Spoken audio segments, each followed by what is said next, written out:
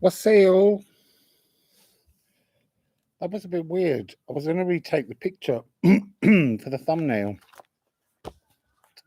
but it just went live. It's because I can't see the screen at all. The sun is so very, very bright. So, today, I'm hoping I'm going to be able to see your comments because that was all part of it. The sun seems very, very bright today. Let me turn that over and that might shine a little less. So I'm going to be looking at the Magnum Opus. I'm waiting for the connection to stabilize. Wassail, Laura. Right. Hopefully we've got a slightly better signal now. Maybe I need to turn all the other devices off. I'll turn the phone off. I'll turn this one off. Turn it on if we need it for any additional information. So just bear with me. It's still showing Rob, who I just watched, which was great. Oh, look, and Cindy's Libra one's up now, which I wanted to look at. Let's just get all of that out of the way, and hopefully that will stabilize the signal. So, Wassail, Nikki. Wassail, Tokra Memoirs, Wassail, Laura, Wassail, Dawn, Wassail, Nikki.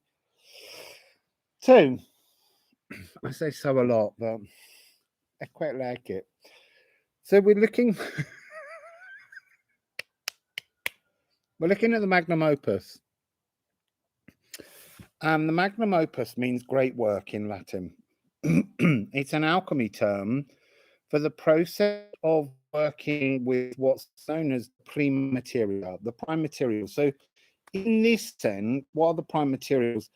I'm being told that we need to look at our birth charts and working with our birth charts with the prime materials and seeing it as a puzzle.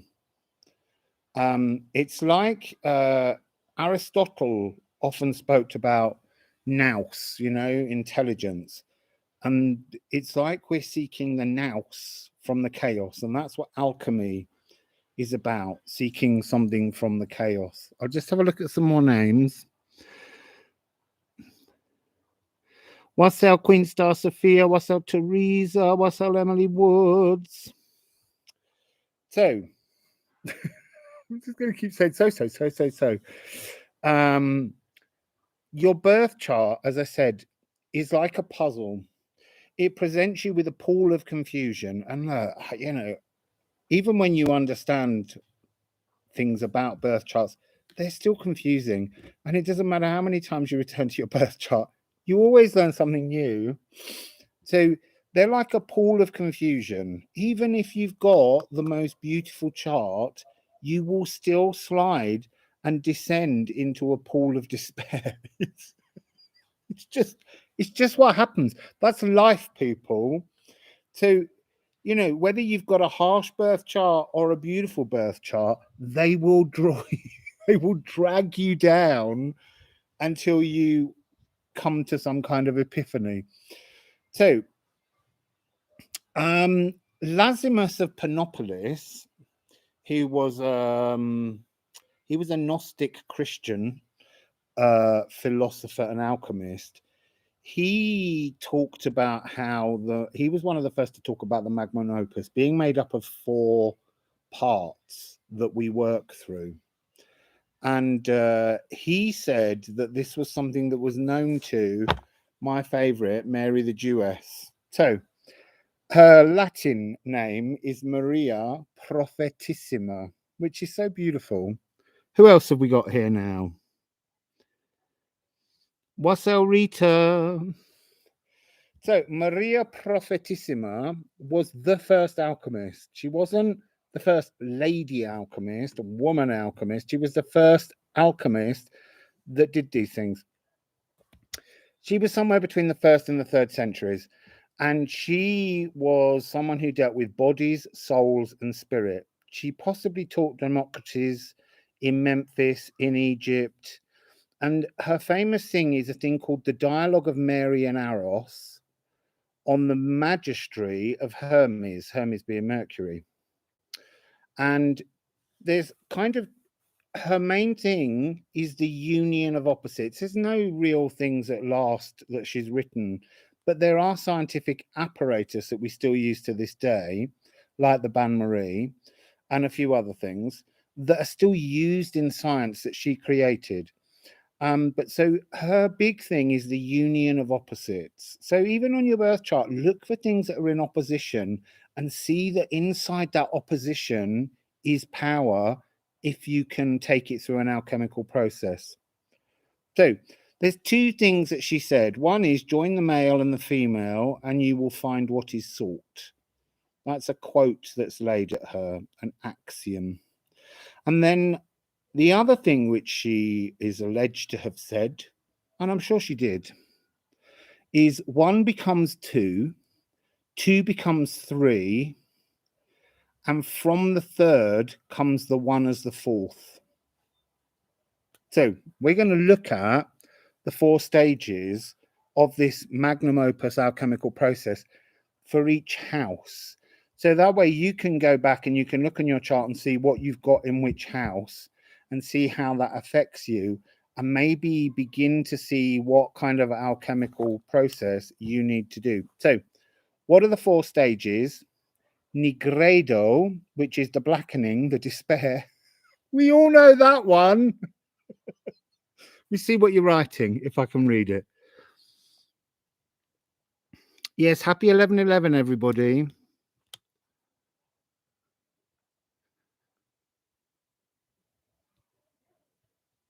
What was her name again? Mary the Jewess. Or Maria Prophetissima. First alchemist. Not first woman alchemist, first alchemist. And she's the only alchemist who's ever believed to have achieved the Philosopher's Stone. She's a really interesting character.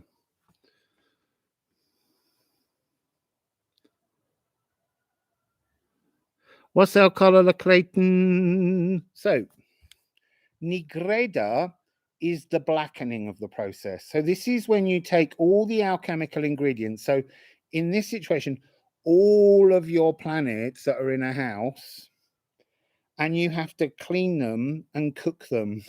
You have to purify them.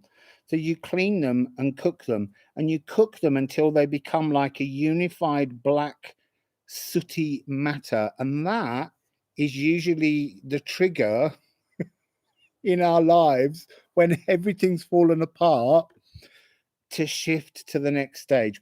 This is really seeing shadows as an apprenticeship, as a piece of art that is preparing to be developed. So you've gone to work with Michelangelo. He won't let you paint anything on one of his paintings, but he lets you do apprenticeship pieces. And this is about a spiritual death, but it is an energy of despair that our birth charts push us over the edge, so that we go into that despair, so that we can awaken to this magnum opus, the great work of life. So albedo, which is the second part of the process, is the whiteness or the light, basically. So this is following the chaos of despair that has blackened everything, including how we feel about ourselves. Wassail, Eve. Yeah, we're just live stream hopping today. I know, I waited for Rob to finish. So this is about returning light and clarity to ourselves. Oh, I didn't actually, sorry, in my thing, Carl Jung picked up on these alchemical things, the psychoanalysis. And so he turns up. For him, the blackening is the ego trying to find an equilibrium with the self, and it just goes dark and nasty. So in the returning of the light, Jung talks about the anima and the animus. So the anima is the unconscious side of women trying to seek what Mary the Jewess said, Join the male and the female, and you will find what is sought. So women are seeking the anima, the unconscious masculinity within them, and men are seeking the animus, the unconscious feminine side to them. So the albedo is when you paint the masterpiece, when you can finally trust yourself after your apprenticeship to paint the masterpiece. It's the unity of opposites. And then the next stage, stage 3, will be citronitis, the yellowing, the dawning of the solar light. And I think this is really important because we're heading towards this solar eclipse, and I've got lots of stuff to do on that with you all. But this will help us to sort of look at our own charts in preparation for heading into that. So this is what is inherently in all of us, which is our true being. And so Jung said this was the stage of wisdom. This is when we become wise. And then the final stage is rubido, reddening, redness. So gold and the Philosopher's Stone were associated with red. So this is like psycho-spiritual outcomes, as if we are the Philosopher's Stone. How we transition through things is a Philosopher's Stone. And this is the sense of self before re-entry into the world. So you have blood, phoenix, the rose, red clothing, and it's the integration, the complete integration of opposites to transcend to the self archetype. So you're merging the ego, you're not losing it, you're merging the ego with the self. So the darkness that you see in your birth charts, you merge with the self that you wish to build moving forwards. And I kind of think, you do this in pieces. I don't think many people do one transcendent moment. So we're always looking for the next part of our birth chart that we can blacken, then whiten, then bring yellow, and then bring red. So this transition, this magnum opus, this great work. So it's about the process that cannot be reversed. Once you've done it, it's a manifestation of the self, and it's a new personality. And the one thing they kept putting in my mind was people going, "You've changed. You've changed. What's taken over you? The self." Sorry about that. But before it was just my ego. Now my self's coming into things, and you're not comfortable with it, but I feel a lot more whole. So we're going to look at these areas. Also, actually, I'm going to write it down here. It's probably easier because I've put a little, I didn't do that earlier. So the blackening, the nigredo, is pentacles. The albedo is like phlegm in the humors. It's cups. Here comes some exciting delivery. And then citronitis is fire. So that's wands. And then rubido is air. And that's really beautiful because then that's true spirit. And we're in the epoch of air. So let's have a little look now that I've done my big ramble and got that out of my system.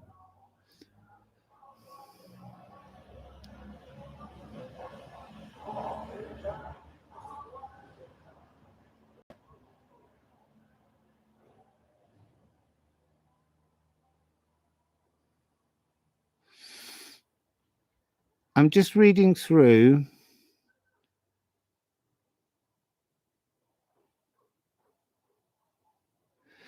Yeah, it is a kind of integration, but it isn't a separation. It's an integration. It's that quote of hers, which is 1 becomes 2, 2 becomes 3, and 3 becomes 1 as 4. And it's interesting that in the very rawest form of numerology, there are only 4 numbers. Well, there's really 3, because every time you get to the 4th one, it becomes 1 again. And I think that links back to the alchemical process. So I don't know, other than I was going to do a little bit of palo. I was going to say we'll pick a house randomly, but I think I've got a set of cards, so maybe we'll just do it with the cards. Obviously, there's a little bit of wind out here, and the light is not staying lit to light the Palo Santo.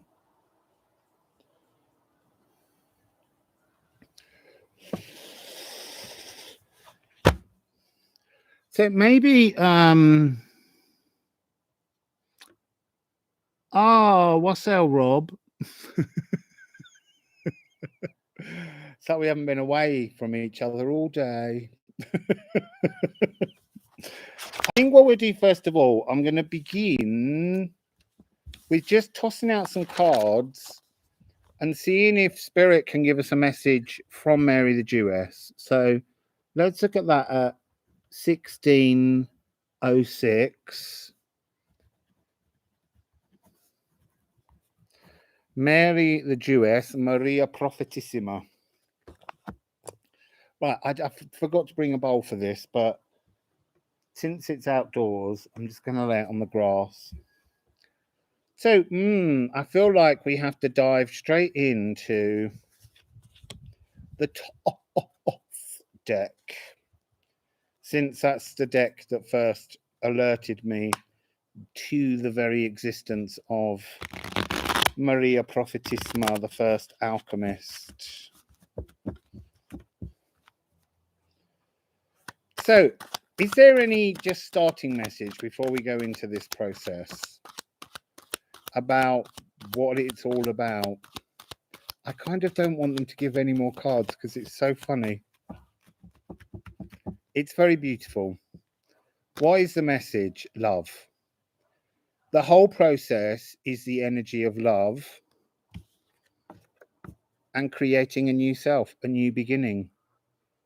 That's the whole essence of alchemy, is the application of love to create something new.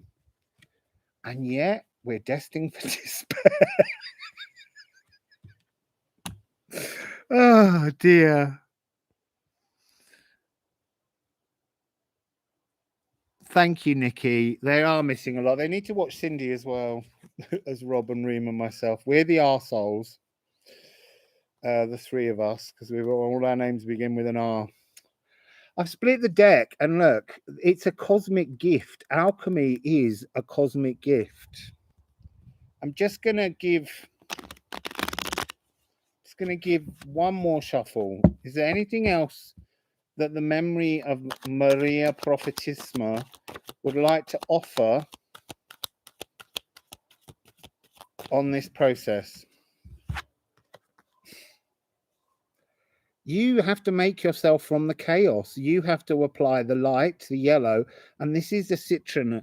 This is the citron stage. This is the fire stage, when you begin to integrate yourself into a newness to change your character.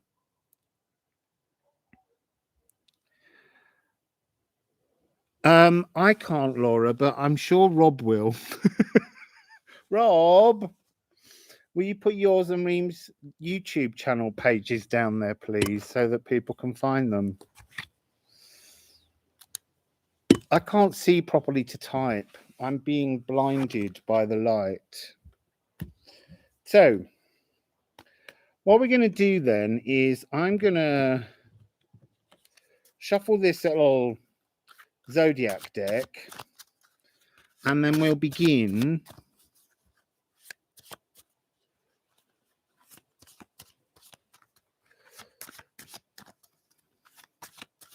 Thanks, Rob. So we're going to begin and just go through each house and see what the 4 stages of each house's energy might be, because they're all going to be different. You know, houses represent different things, and they mean different things depending on where they are. So, you know, first house Libra is different to first house Gemini, but we're going to look at the energy of the zodiac houses. Okay, so we are starting rather weirdly with Pisces. So I'll write down the timestamps because I'm trying to be very good about timestamps. So that's 20. Well, I'm going to say 2020 just because it's nice clarity of vision. So house Pisces. Both Rob and Reem are also using the Raw Runes, which we will be doing. So what I need first of all is my notes. So we're going to take, I suppose I could ask you which you would like. You can either have Odin and the Nine Realms or Shamanics in House Pisces. Let's make this a little bit interactive. I haven't tried with these, so it might not work. I've only practiced with these, but it might not work anyway. It's very confusing. Shamanic, well done, because I kind of know how to work with these ones. So we're going to look for 4 cards, and the 4 cards will represent each of the 4 stages of the Magnum Opus. So we're looking first of all for Nigredo. So this is like the energy within House Pisces when it appears on your birth chart. What's the pull? The pull of despair that House Pisces likes to deliver in your birth chart. What kind of shit does it like to bring down?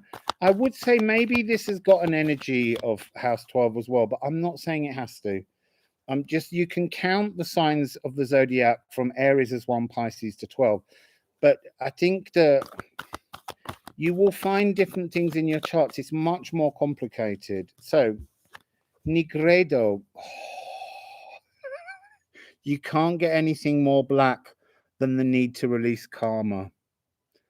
And so the energy that's coming from this is an inability and a frustration with how to do that. That's fascinating in itself. So that's your blackness, Pisces, because you are a house that wants to release. But what brings you into the despair is the inability to find out how to do that, to really let go.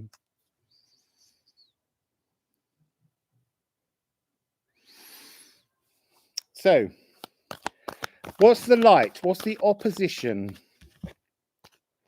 Oh, a spiritual journey. I mean, that makes so much sense.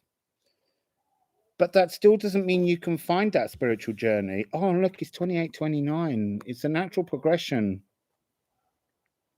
You won't necessarily find it that easily. Because you've got to...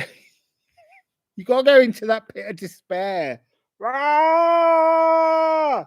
You got to lose your mind in your birth chart, in the pull of the planets, to blacken and soot you up,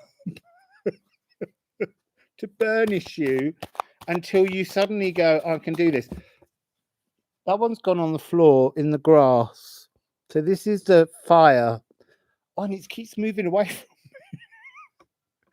I feel like that's relevant. Oh, look. Facing demons. That's how you shine the solar light back on things. You've got to face your demons. The journey card is talking about stop prevaricating, but you have to prevaricate until you're ready. Good morning, Charlotte Louise, Wassail, Twitty, Cappy. So, and then what is the rubido? Oh, look. To let go of all that shit. I want to say I'm getting a strong energy of Pluto. I don't know whether people have got Pluto. No, they won't have. But you might want to look where Pluto is in your birth chart.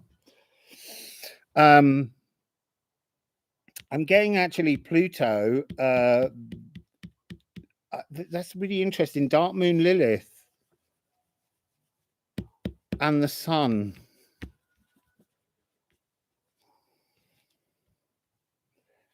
So it might be that those energies, maybe Pluto's in your 12th house. Maybe that's how you have to look at this. Yes, it's Pisces, but this could also be your 12th house. I know that's quite confusing, but they didn't tell me that until we sat down. So now what we have to do is we have to add some tarot.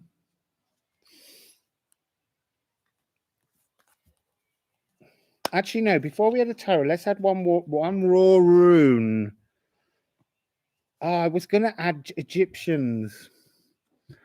No, let's take the runes. No, let's take the Egyptians because there's something about Memphis, Mary the Jewess, It feels rude. Let's get a theme for house. Okay. It's number 10. There's lotus flowers, blue lotus at the bottom. This is a request for moderation, the ability to adapt. There's something being shielded from you, though. And we've got 28. As you start this process, it's like you can't see. It's being hidden from you. I tell you what's being hidden from you is... Oh, sorry. The phlegm, the moisture, the emotions, the cups are being hidden from you. You feel like you're in Pisces, like, because you're water, and yet somehow you're not facing your water. You're doing this kind of thing where you go, yeah, I'm a fish, so I know all about water. And yeah, you know how to breathe in water, but you don't really know what water's capable of. And that's the same. It's like, you know emotions, but you don't really know how to control them and live beautifully within them. That's the alchemy that you're not seeing. Now we want a rune. I want a rune to go with each. Oh, it's so warm here. Knafa is your first one. Blood scented. This is doing things the wrong way. This is believing in the patterns of life, believing in a sense of it's a karmic ritual that you needed to go through, and that's incorrect. It's somehow, it's a blood sacrifice, meaning it's a story within your ancestral line, even maybe in your Pisces house.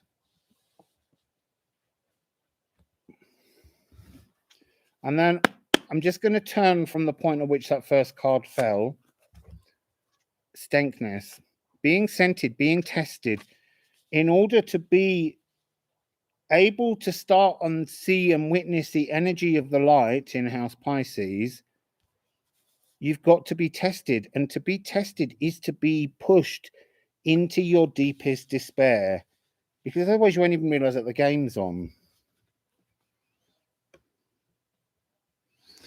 So that's the light. Now, bringing the two together, bringing the solar energy down to merge these two energies. 1 + 2 is 3. This is fire. And you've got the lower world. It's it's like, I don't know, because you're the first sign I'm reading. But it's like Spirit's kind of saying, yeah, I don't push anyone down so deep. Apart from Pisces.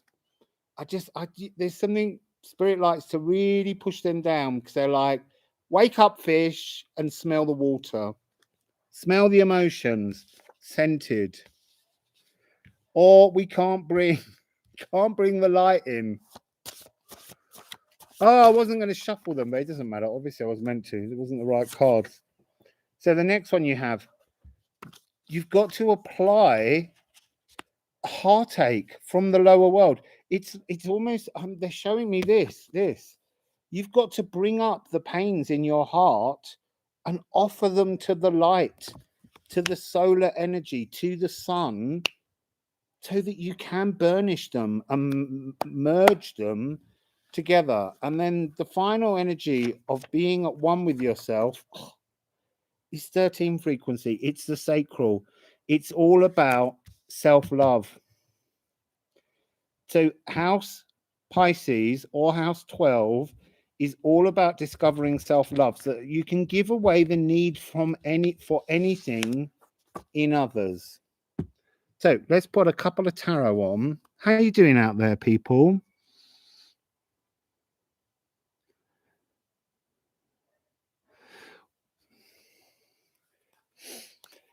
Wake up, limey fish. Because you've written that, it's making me think that there's a vitamin C deficiency, because the term limey was applied to British sailors who were colonizing countries, you know, And scurvy, in order to deal with scurvy, you needed vitamin C. And it was believed that lime would act as well as lemon, but actually it didn't, because it doesn't have the same vitamin C content.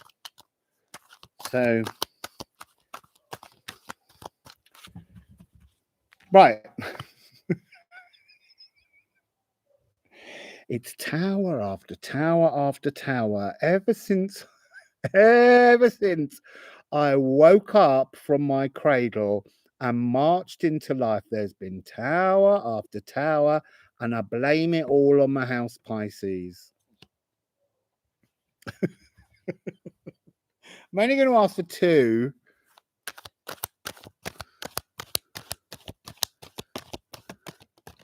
There's your second one. Oh, look. This is moon energy. There's something about life leading you so effectively. This is the flow. And this is Pentacles. This is that energy of melancholia. This is like, it's like a helter-skelter. You climb the tower and then you spin all the way down the slide into a pit of despair. I'm laughing because we can get out of all of these things. That's the whole point of this magnum opus. But it's a sense of that kind of snakes and ladders. It's like a climb up, a slip down. Because you've got to slip so far down, right to the lower world, to bring up your heartaches, in order to bring in the energy of the opposition, which is to bring in the light and to begin a spiritual pathway.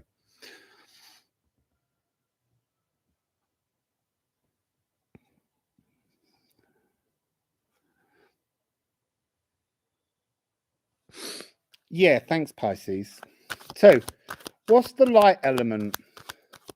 What's the opposition? What's spirit with this scent testing in such a cruel way with Pisces? What's this scent testing about? It's gone all quiet now. It's like he doesn't want to admit. Oh, you see, I didn't want that many, but you have to just accept that sometimes it does that. It's Pisces. You have this ability to manipulate fire. Look, I know this is going to sound really weird because we have this thing, you're water, but that isn't the point. It's just the same as Capricorn's earth, but actually Capricorn has this ability with water. There's the hummingbird. You have this ability to manifest your soul, but it's almost, it comes so early in you that spirit has to keep pushing you down because somehow it comes too easily. It's like not doing the full work on the emotional heartache. It's like, it's almost like there's an energy within you, Pisces, where you can, you know, a shortcut and you're not allowed that shortcut. That's the energy that I'm getting. And then here we have the gift. This is what's coming. So this was like why they were pushing you down further and further, was to wake you up properly, to wake you up to your gift. Your gift is this ability to be so incredibly spiritual, but you still have to follow their rules. You have to do it their way or they won't let you play the game. And then we have the Empress. All things that were towers, all that sliding up and down the roller coaster, all that karmic trauma, all that wrongly scented desires and blood echoes will be unblocked. They will flow with creativity. They will birth you anew. They're the energy of the self coming in. Spirit's really offering you wonderful energy, in-house Pisces. And look who's behind. Mary the Jewess. She's got your case in this. She's saying your ability to transform is second nature. It's so inherent within you. That's beautiful. Look, it's Mary the Jewess. I love that card so much. Because the lion and the eagle are in the wrong colors, she's transformed them. And she's applying fire. And I often call this card the Princess of Manifestation. She's almost like that sense, oh, yes, hang on. So it's like this is the apprenticeship painting, and this is the masterpiece. But you're doing the painting before you've learned the darkness. You've been trying to paint without facing the heartaches. So you're trying to paint your masterpiece in life too soon. So what's coming then as the yellowing? This is the wisdom. The wisdom is to bring your heartache to the surface and show it to the sun. So what's the energy of this? What's the energy of this wisdom? What's the energy of this wisdom?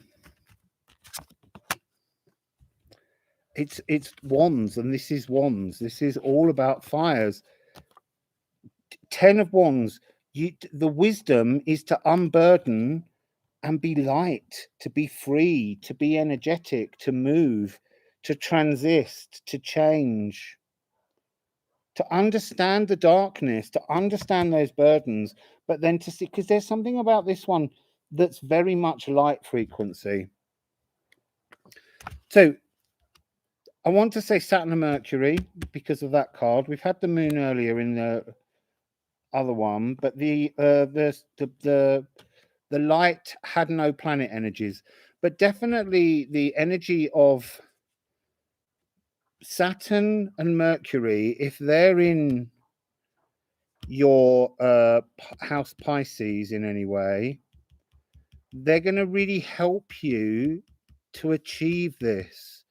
Yeah, they may have restricted you as Saturn and pushed you right down into the depths of despair, but that was to show you the heartache so that it could then raise you back up. So what is the truth of the self, the archetype of the self, the phoenix, the rose that comes when you're prepared to move back into the world with that balance and healing? It doesn't need another card. It's just pure sunshine. It's pure balance. It's light. It's everything being up. Look, reaching up for the sun because of understanding, finally, reaching for it. So that's Pisces. And while I put the cards away, I will have a look at what you're writing.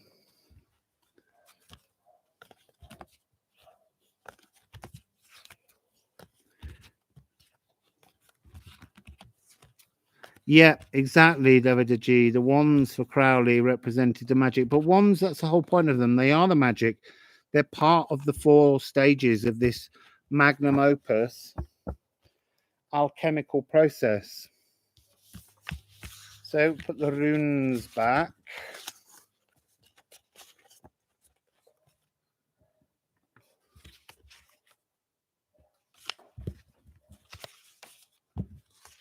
Oh my God, something's in the tree over there, and it sounded a lot bigger than a hummingbird. And let's put these back. I'm just going to now, rather than shuffle the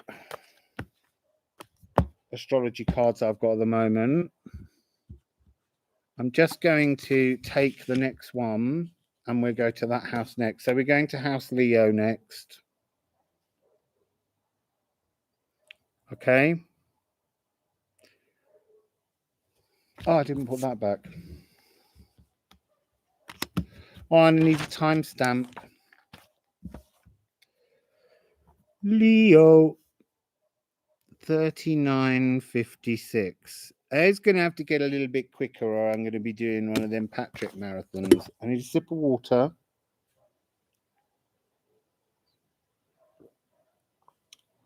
So you could see this as house 5. Ooh. But it's Leo anyhow. So let's go first of all, Leo, what's the message of the overall theme? Oh, nothingness, blank. What's the overall theme? I would say that that's got something to do with just completely and utterly letting go. So, Leo, what would you like? Would you like the shamanics, or would you like the Odin and the Nine Realms?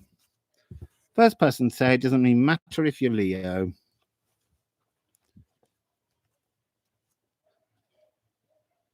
Oh, Wassail Najib, Wassail. Oh no, I've said that name already.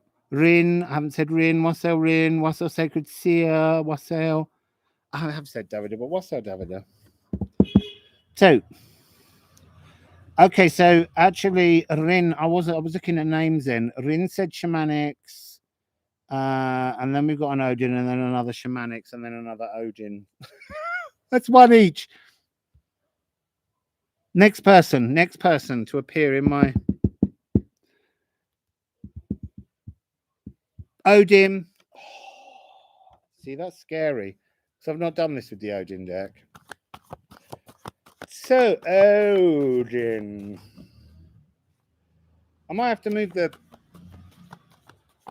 table back or forwards or something in some point. It's looking like we're going to lose the sun. So interesting. What's blackening you? Dej. Life. House Leo. What's blackening you is the needle eye, the eye of the needle, the crushing everything down is what does it. It's almost like pressure cooking. And what is the light? The light is what's at the bottom of the darkness, like at the back of a black hole. This is hell.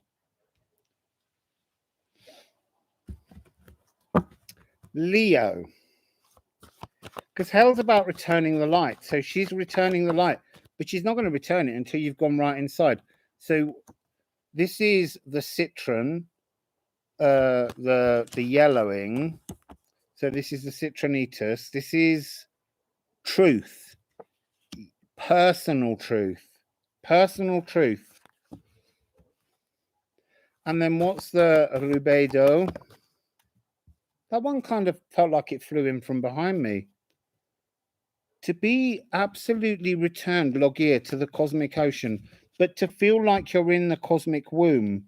It's like, it's not like being dead, but it's like returning to the space from which you came in terms of your ego, but alive. So let's put a rune on each. Put a rune on each. Ride. You've got to journey down. You've got to journey into yourself. I am hoping these are not all going to be the same. They weren't the same messages earlier, but yours is about an unwillingness to journey, and yet the other one was as well, but they were being pushed by spirit. There's no energy here. This is you to do it. It's a job for you alone, whereas before spirit was pushing, and spirit's not going to get involved until you've reached. I'm seeing an energy of whatever planets you have in this house, Leo. You kind of need to take Mjolnir to them. You need to smash them into pieces. You've got to break them down. You've got to turn them into rubble, and then you've got to turn that rubble into tiny little pebbles, and then you've got to turn those pebbles into tiny bits of dust, so that when you throw the dust at you, the dust that's made up of your natal chart, the things that you've not been comfortable in life with, it can no longer hurt you. So you're not picking up the rock that, say, I don't know, Saturn, and banging yourself over the head till you bleed. It's about breaking everything down into all the microscopic little pieces so that nothing can hurt you. And then hell will support you. Because she's at the roots of the Wassail tree, and that's your growth path, is to grow into the light with support. That's when spirit comes on, but spirit will not break up the particles for you. And then the yellowing, the fire that you're adding to this to change these elements. Right, I'm going to just do a drop because I'm not getting... So, the fire, the truth is so uncomfortable. Why are you hiding from yourself, Leo? The truth is thorny. The truth hurts. But the truth's magical. That's the interesting thing. I'm being shown this energy of a hawthorn, a blackthorn tree. And the blackthorn tree has really long spikes on it. But it's how you approach something. It's almost, you know, if you've pulverized it, pulverized yourself, brought yourself down to black soot through constant work, then the thorns of the tree will open. They're like a blockage on your future. They're the briars that are cutting across. And that's why you can't reach wisdom. Wisdom for you is to acknowledge that life had to have pains. Because if it doesn't have pains, then there's no point, because you can't ever appreciate what comes out of hell. And then the energy for your end, your air frequency, your cosmic knowingness is Leo, is healer frequency. It's like you understand how to heal others because you've healed yourself. You've broken every single particle down to find the truth of you. So I think that's why there's nothing here. It's like spirit is not going to assist you in the first stage, Leo. Yeah, darkness gives forms to things. Darkness is from the darkness and shadows that you make the light, keys to open the light. There was also a really nice quote. I might have already said it about shadows. Shadows are the apprenticeship piece. So they're when you're in despair. They're the first artwork, and the artwork is you. So what do you create? What's the artwork you create as you slip into your house Leo energies? Because it's like it's almost like a real fight against everything rather than surrendering. I guess because as a Leo, you know, you're ruled by the sun, you're almost already trying to say, I know my truth, but you don't know the truth because you've got to experience the pain to understand that pain is the truth of the remolding in the house Leo. So this is the Six of Cups, which is the sun. And this is that energy of past lives, of reunions, of all that kind of stuff. But there's something, it's like seeing this card as a reversal.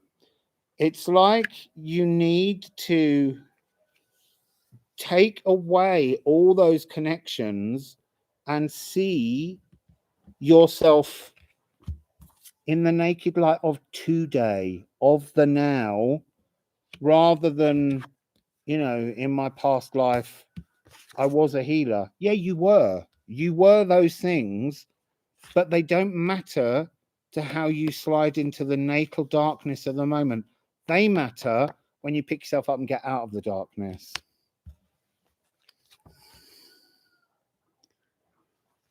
That would be nice. I like doing shadow animals. Right, so what's the light? The light is change. The light is the exact opposite. It's the complete opening, the expansion.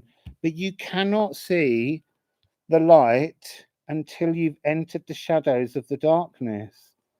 And then you get the help from hell. The support comes in. So this truth, this citronitis, what is it that the understanding of the truth bears for you? Why is that so important, the truth?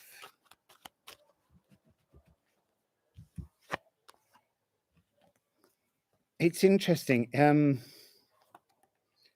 They're showing me these two. I'm going to have to move the table back. and not fall in a plant hole pot thing. I'll do it after this reading. They're showing me this as static emotions. They're showing me this. They're saying seek in your chart where the best emotions lie, because that is your inner truth. That is your inner truth. And there's something about stepping towards Virgo frequency from Leo in the natural progression. But I'm not saying you're going to find your truth in Virgo. What I'm saying is that your ego will find its solution. It will find itself wherever in one of your houses you have the best emotional balance. That's where you seek your truth, so that you can allow the pains to be painful, but know that you can step with them, holding their hand emotionally. So the air, the phoenix that you become, the healer. What else is the advice there? You're just cosmic healer. It's high priestess frequency, the cunning woman. It's high priestess frequency. We've got air. We've got this flowering of the heart. So this energy will activate your Jupiter frequency.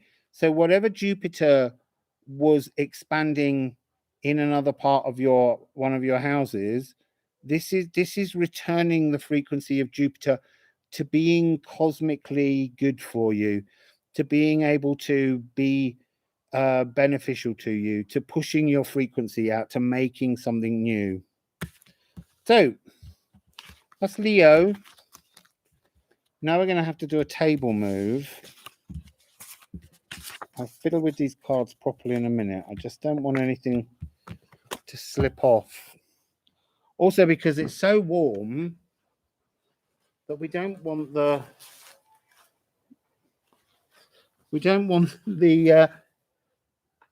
computer to be in the sun too much.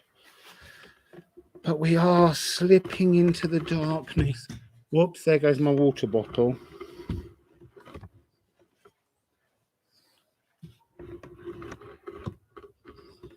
There, that's a little bit further back. I get my water bottle and my water.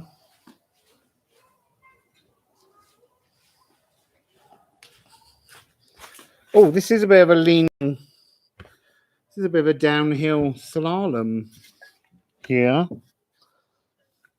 I'm on a lean that way now.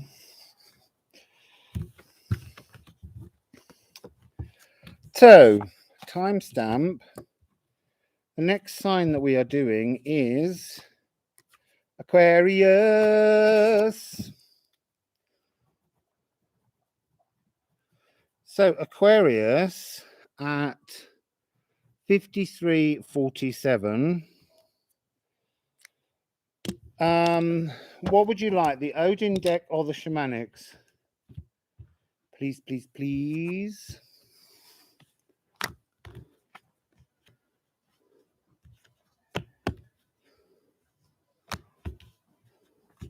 Shamanic. I saw Shamanic first. You have to be quick at this game. I just need to put these cards all back in different places in the deck.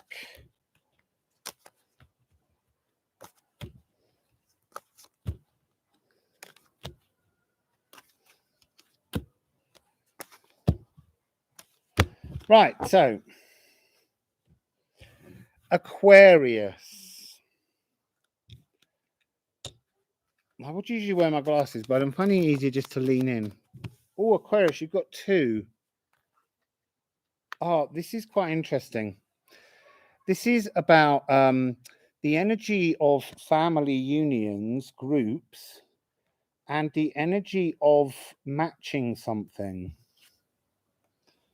of being in a kind of balanced frequency. I'm just going to give you the keywords that they have here. So harmony within family. And then this is clarification, exchange of opinions, balance.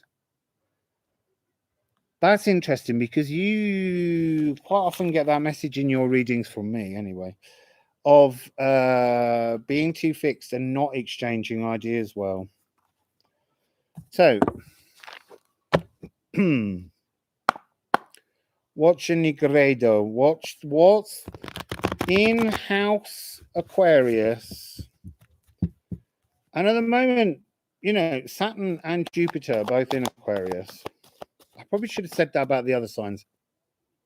What's in there now? But so in your birth chart, what's in your house Aquarius, and what is it about that frequency that needs to be blackened? Like it's like a spiral of playing over and over and over and over again errors, playing some kind of errors over and over again in your mind, spiraling down into a depth of despair. What's your light is seeing the truth, and that's a divine energy. So you blacken, you change with the 5, the spiral, and then you get clarity from the light. And then we have the staff. So the solar energy, which is 51, that's your power, the ability. There's something about this being rewriting your codes in Aquarius frequency. There's something, because of the fact that Aquarius is a house of the internet. There's something to do with technology, like an irritation with technology. And then you've got 2 cards for the end. You've got the middle world returning in your cosmic phoenix frequency to the Middle Earth as pure source energy. And there's something to do with the age of Aquarius being in addition for everyone.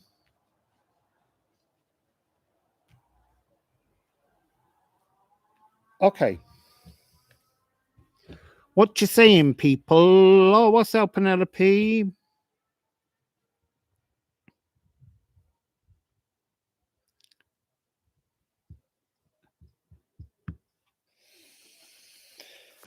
So, this spiraling down into a kind of mental melancholy, but it is somehow, I want to say that it feels like it's triggered by things that you do on the internet. That's very interesting. Wasn't expecting that. So, have I got these up the right way yet? Oh no, they're not up the right way. You've got Os, you've got Vessel. I'm going to put them all down because that's quite difficult to read. You've got Mortar, Anchored, Calc. You've got the Power, again, Power. Your wisdom is power, is to be untamable. That's really interesting because you're going to fix yourself into some newness that will give you power. Your fixed energy at the moment, while being a source of absolute spiritual truth, is spiraling you out of control. That's really interesting. And then holding a frequency of static. There's something about you going through a transformation. There's a process. Let me just look in the alchemical thing. It's a Gemini frequency fixation, changing the energy of something and refixing it. And Aquarius, your alchemical process is multiplication. And that's what I feel like you're doing. You're multiplying old energies. It's like you've almost got to look at this energy as starting from there and building back up, rather than the fact that you've kind of fallen. Two. Wassail. Oh, yeah, there's a sneezing's coming on me. I don't sneeze very often. There's something you need to let out of you. There's something that's like an allergy. And I really think, in truth, it is all that's fixed in your, not your online profiling, but actually, yes, that is what they're saying. So I've noticed over the time that I've been doing this channel that people come on and they have different names. And then sometimes people change their name and bring up their real name.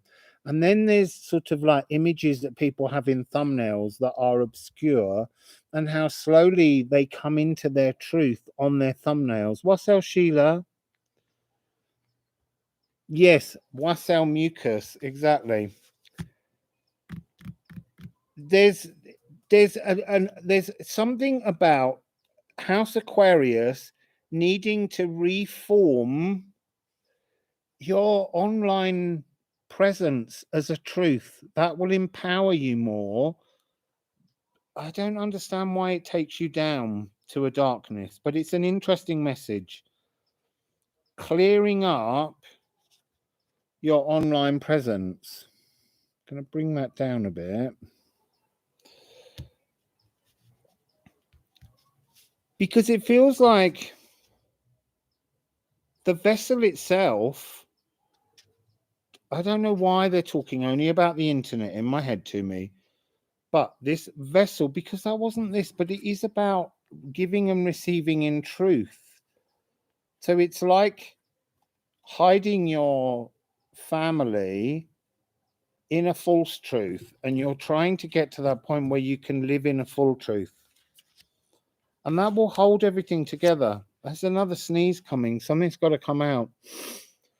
So the vessel was pure, but the vessel has been corrupted. But here's the interesting thing.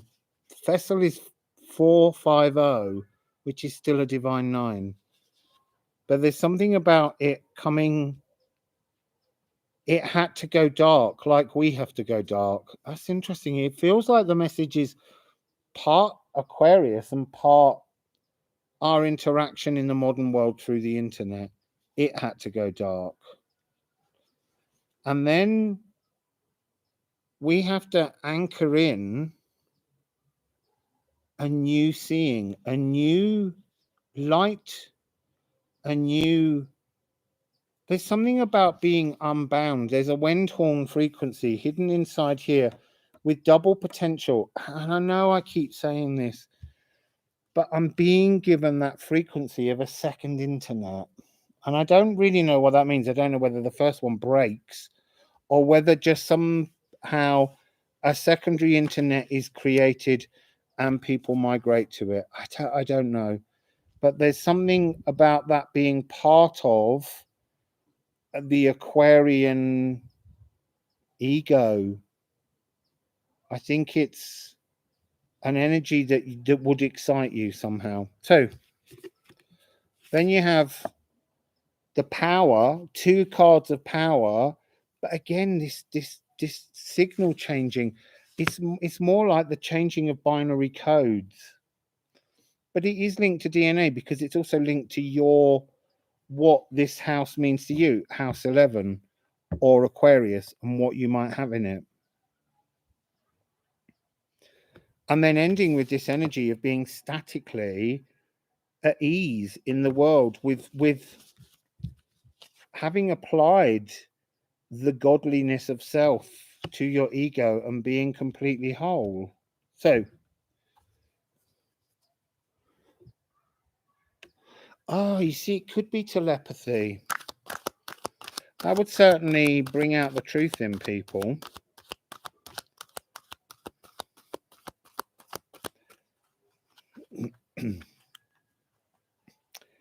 It's just one card, but it's fascinating. It's the world, the universe. It's a completion.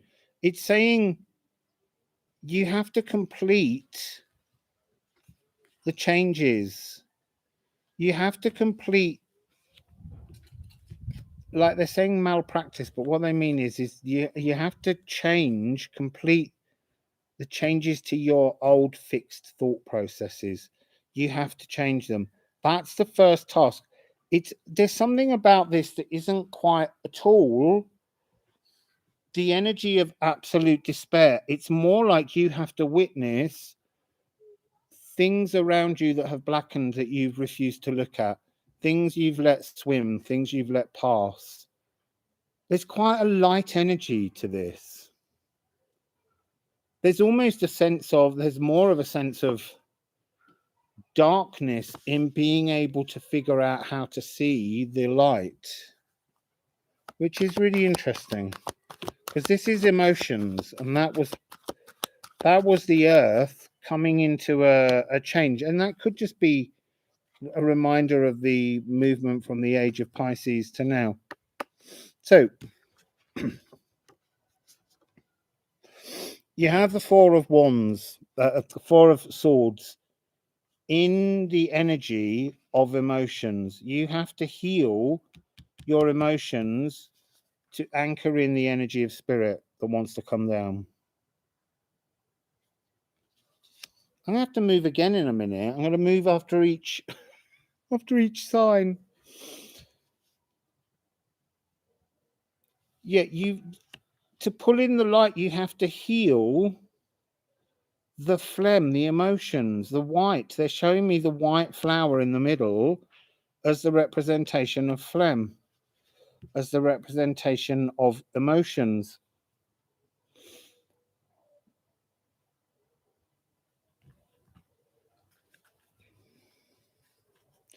And it is air, you know, this is fixed air energy. But somehow, and this is what's so interesting, it's like showing the missing element. Oh, that was really pingy. And here, the missing element is the water. And it's, oh dear, nothing could be more phlegm-like than that goo. The toxicity.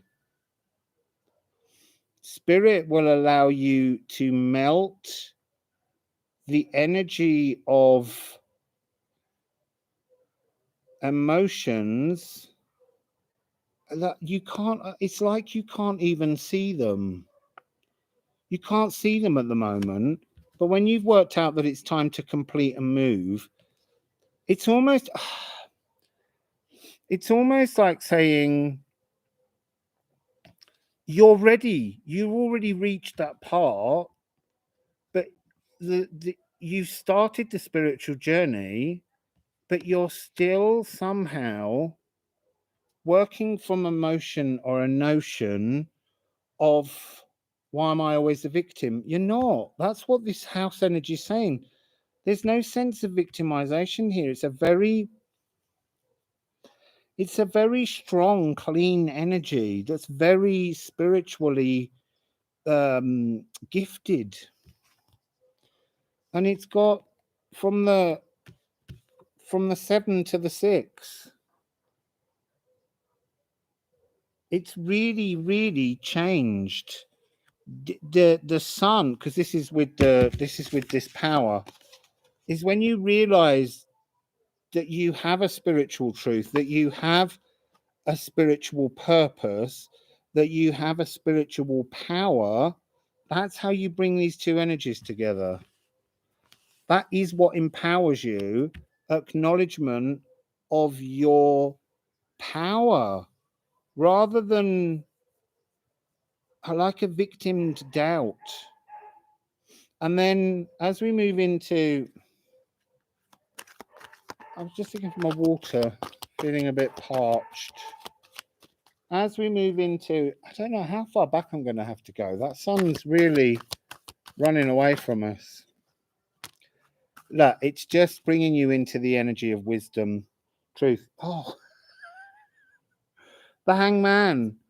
That's exactly this kind of 12 frequency, to just hold yourself back in a new fixed energy that's pure spiritual, that's pure understanding of the self, that's completely whole, so that you can go in and refix your world. There's a fear that the world will fall apart as you change, and it won't fall apart. So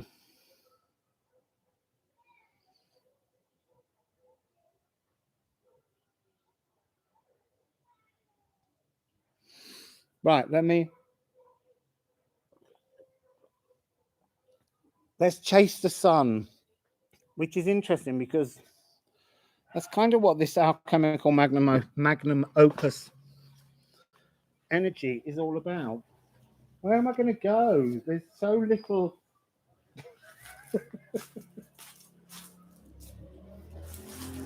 We might have to go all the way over there. Let's see if we can get there without the extension leads falling apart. I don't want to tread on the glass.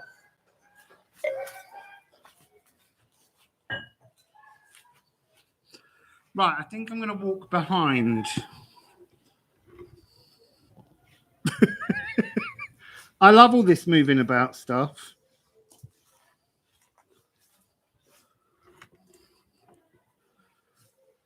There we go.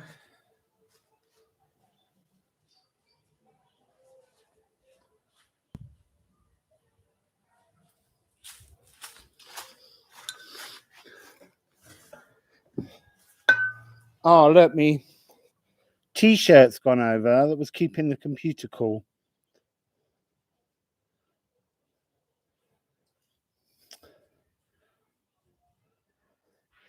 There now. I have to go because that sun's just going to keep zipping away from us. Right, cards back.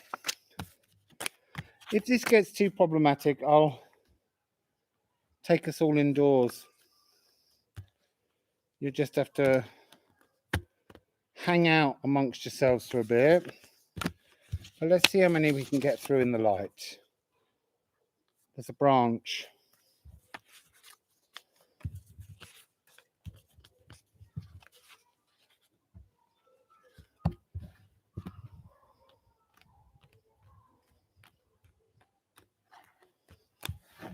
Let's those down. Let's put the Egyptians back in the Egyptian deck.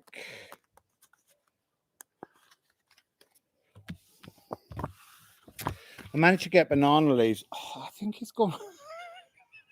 I can't see anything on the screen. I hope you can see me and the cards. No, it wasn't a tree behind me. It was a tree. The big thing's in the tree over there.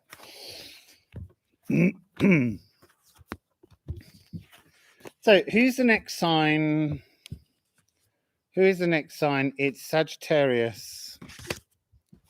So Sagittarius. You can see this is house 10 if you want to. And that's at 113.42. 113.42. So we're going to begin with the Egyptians as a theme.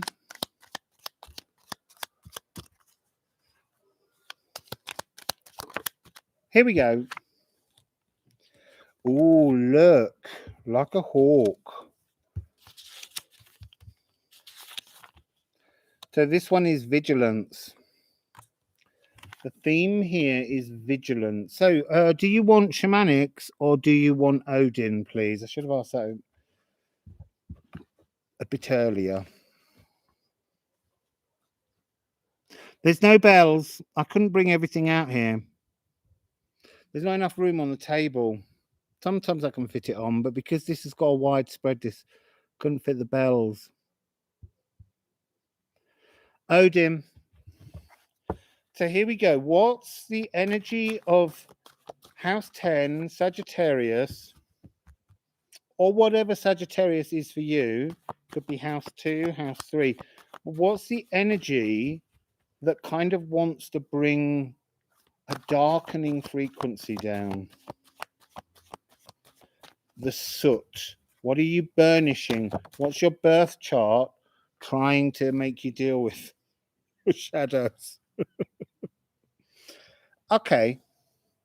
I think in a minute I'm going to have to turn sideways. because I feel like the computer screen itself is causing a blockage. So what's the light? What's the opposition of your shadows? In Sagittarius, the pull towards the shadows is strong. What's the pull towards the light that can be achieved once you've reached that end? It's kind of, it's two. It's showing me that, I get it. The light is to take off with the bird, is to have the vigilance of the hawk, to see past the shadows, to soar back out. The fire is the fire from within you, the mutability of your burning. And so then we just need one more days. You've got to purge. You've got to purge whatever planets, whatever energies exist within your house Sagittarius. So let's get a little loading on this. The shadows. You know, this is a house that's often associated, if it's house 10, with kind of travel, movement. Am I saying that wrong? I need to count them. Doing that wrong in my head, I think.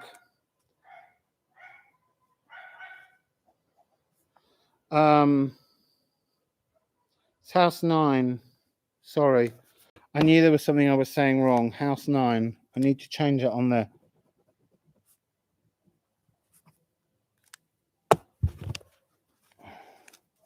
But it is travel.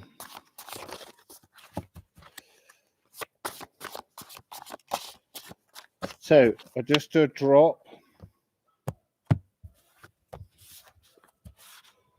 That's interesting. There's 2 cards stuck down there and they do not want to come up. Oak and Healer, I don't want them again. We've just had them. But maybe you have a link. So it's what can't you see? Hooded, what can't you see? There's something about a fear of the dark. There's something about being shut in a cave. There's something about having like a fear of the fire, and yet you're a fire sign. Okay, so what do we have with the light? Leaf to extend.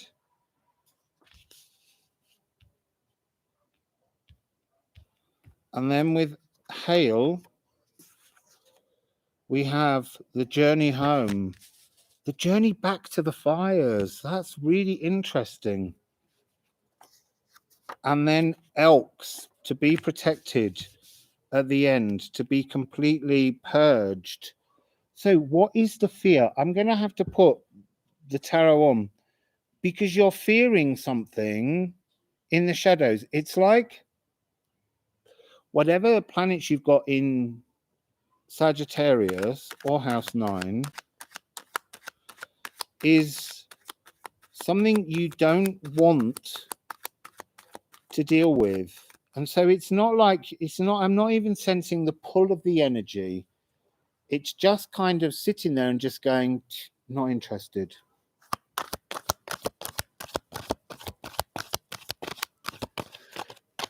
All night terrors. It could be. So you've got the 10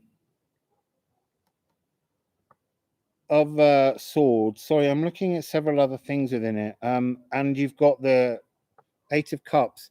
So you've got fire and toxicity. I feel like there's something. I feel like you fear your own fire. I feel like there's an energy. You're trying really hard to hold back and restrict an energy, like a lash of a tongue, to burn, to scald another. It's a really noble energy, but I feel like you've got to experience it. you've almost got to allow a sense of toxicity. It doesn't mean you have to do it to others, but I think it's almost, the energy I'm getting is it's almost like you don't want to even think it. It's a really kind feeling, but it just won't do. You've got to look at it. You've got to cut through the energy. You've got to understand what it is to flow with toxicity. You're being so vigilant on yourself that it's like ulcerous. It's uncomfortable. And you've got to extend your hand towards energies that you don't like to take flight. You've got to see the balance. So let's put some cards on that.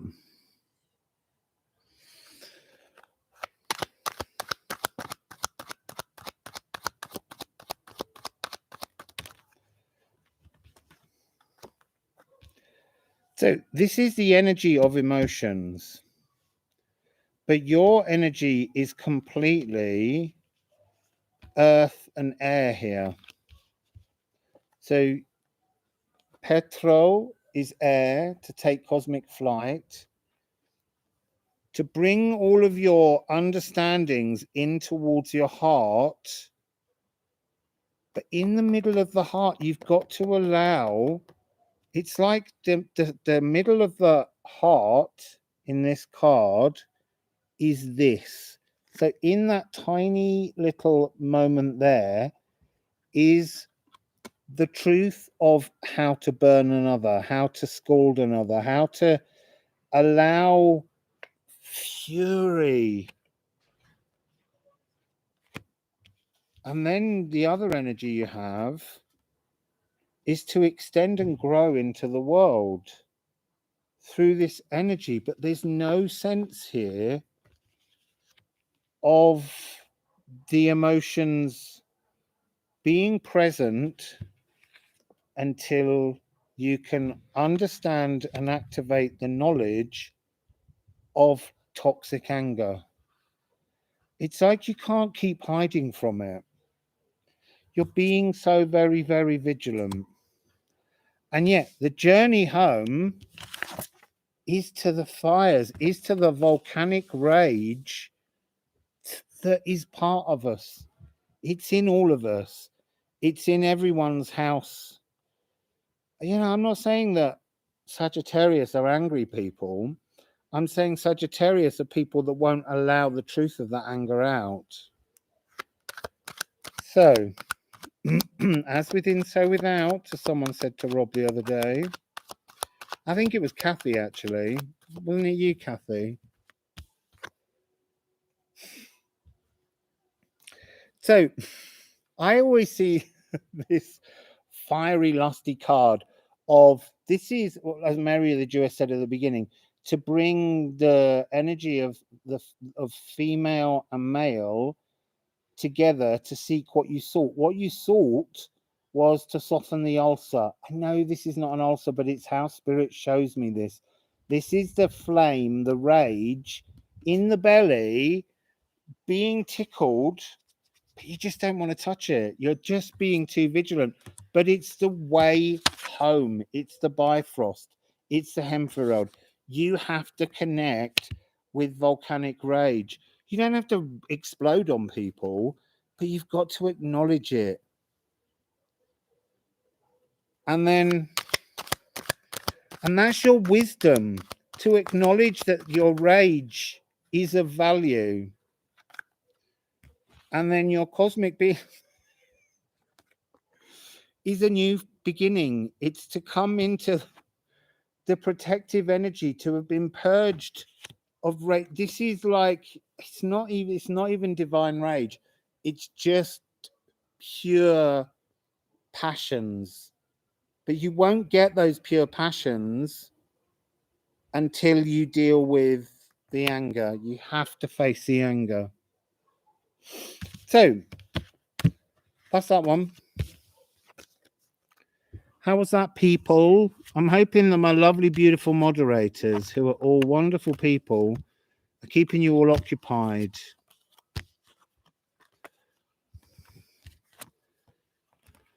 Yeah, the volcano within us all.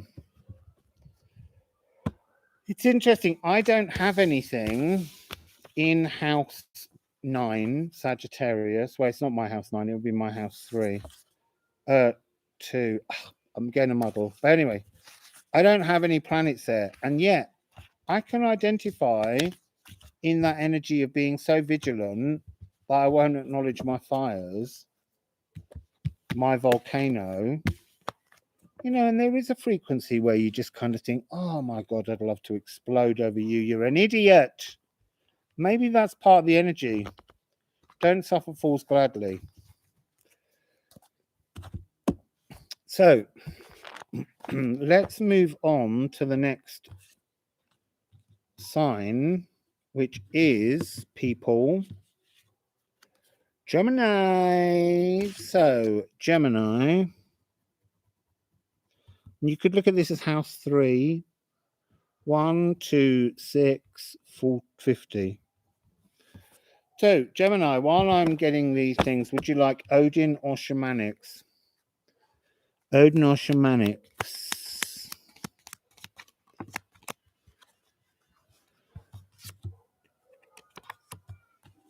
Odin or Shamanics, people? Yeah, anger and frustrations are toxic, but you got to acknowledge them. Odin. Okay, thank you, Bridge. Wassail, Bridge. Positive movement. Gemini, in this alchemical process, we're dealing with positive movement. So, I've got leaves in my flip-flops now. They're rustling under my toes. They're making crispy noises. They don't like that. Shake them out. So, let's begin. Where's the Odin gone?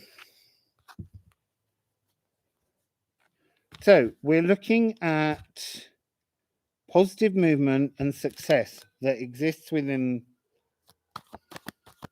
mutable air. Right, what draws on your emotions? Ran. Being tangled up emotionally is a trigger for your darkness. What's in the light is cosmic ocean, emotions being purified. It's really interesting that it's bringing out the energy of emotions in this air sign, because we do that thing where we just say, well, you know, mutable fire, fixed air, cardinal water, and we're all a lot more than that. We're many different things. Okay, so your negrido, your burning energy, is being drowned in emotions, being snared in emotions. What's your light? The cosmic womb, the cosmic ocean, to be settled and calm within emotions. What's your wisdom? The water meadow. Almost, this is the sacral, but there's almost an energy of being in harmony and unison with another, even though we're talking about ourselves, but it's about being in harmony and unison, ego and self, bringing them into an absolute balance. And then that gives you your cosmic prosperity, your ability to finish the process and fence your newfound wholeness as your spiritual wealth in. So, we are everything and all signs, but their signs definitely behave differently. So let's add now I can't believe that you've got 3 watery energies, 3 emotional energies, and yet on the whole, we would ban Gemini from being emotional. Dej, you've got to purge, and that's of emotions. You've got to purge the fear of emotions, perhaps. The sense of drowning in emotions. It's a 6. It's a very balanced energy. Okay, we'll drop.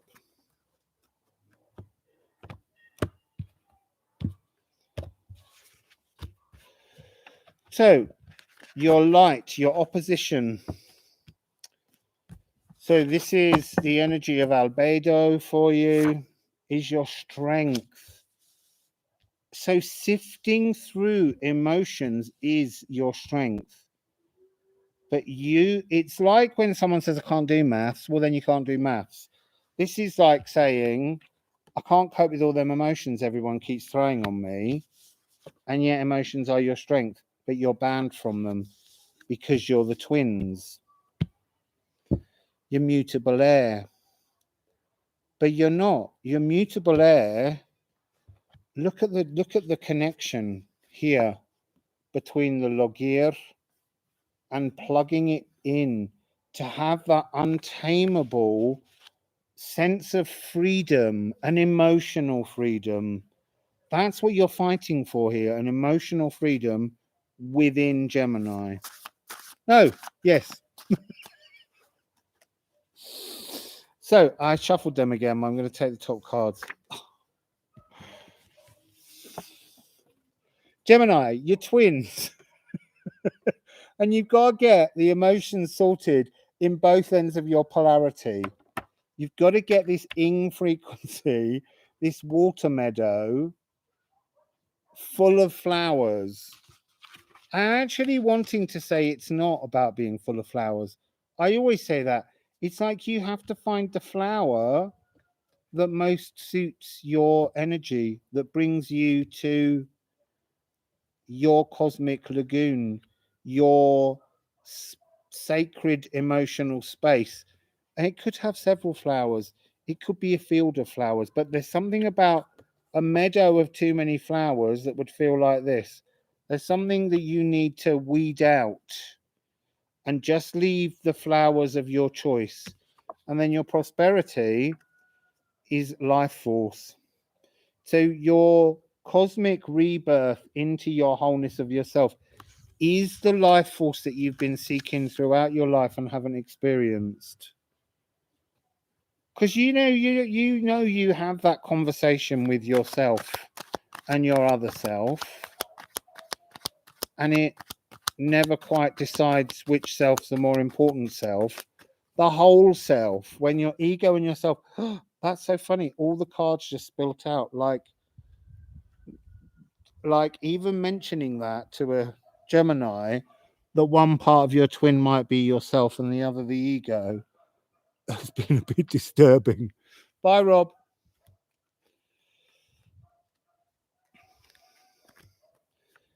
So, gonna pop all these back and then shuffle them again to get your truer message. Oi, there we go. So, this RAN frequency, you've got to burn the emotions.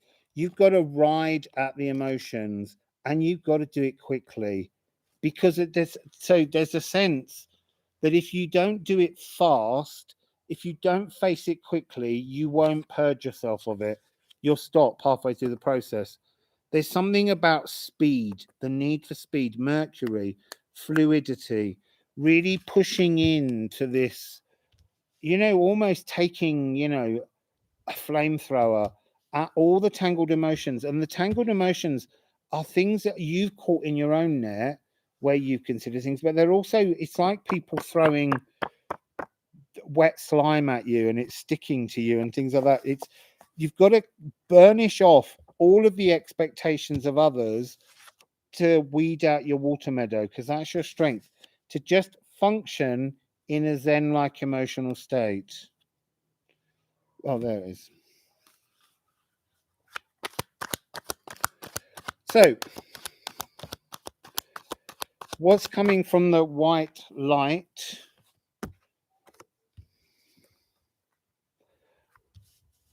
Okay, so again, it's that energy.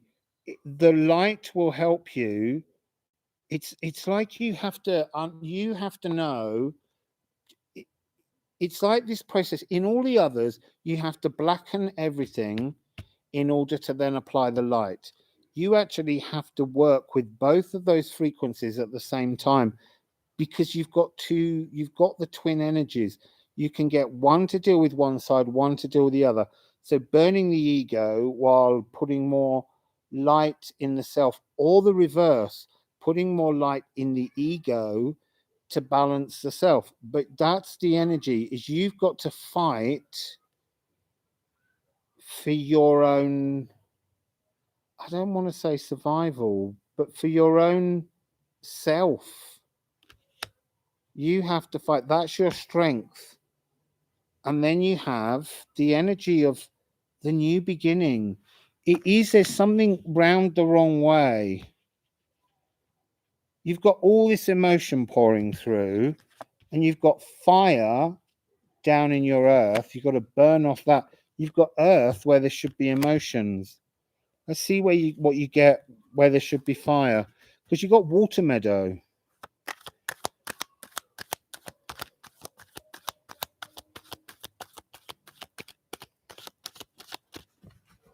Right, they're just giving me one card, and it's an earth card, and it's saying that you have to plug yourself into your own reality as a single energy of wisdom, to understand that the power in you is not in being a separate ego and self, but whatever you have in this area, it's about just plugging your complete wholeness into the water meadow, into the emotions of some kind of flower that blooms in the sacral. Because in this card, one of the twins has vanished to become one, and you've got to birth, and this is original birthright. You've got to birth yourself whole. And then your phoenix cosmic energy at the end, once you move back into the world, it's gone very quiet. You know, it's your life force and it's prosperous spirituality. It's beautiful. It's the sun. You couldn't ask for a more beautiful card. It's like sun and sun. It's like everything you've ever wished for but didn't think you could achieve because you were too busy having an argument between your ego and yourself. That's what's coming across in-house Gemini. How's that doing, people? Wassail Bridge, happy time at work. Hope the new job's enjoyable. Started on the 8th, I believe. So what am I going to do? Are we going to take this inside? Because I feel like we're losing the light here very, very fast. And then it'll get really cold out here because it gets really, the temperature plunges. So let's move inside. But what we're going to have to do is I'm going to have to run everything in while you have a quick chat with yourself. And then we'll take the computer and everything in. So let's gather up all of the evidence. And just to keep you excited, we will be going on to Aries next. Just so that you know. Let's get some of this stuff in, and then I'll come back for you. Keep talking.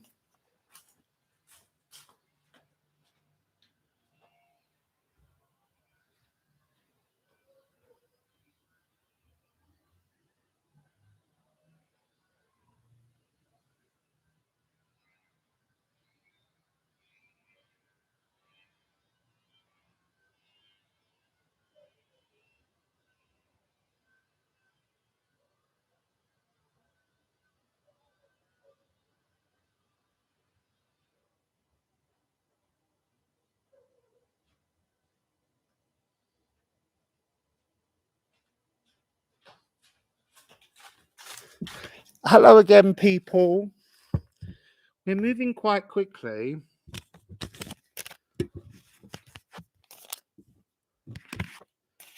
We'll be going on to Aries. I hope you're all well. Obviously, I've got to get this chair in as well.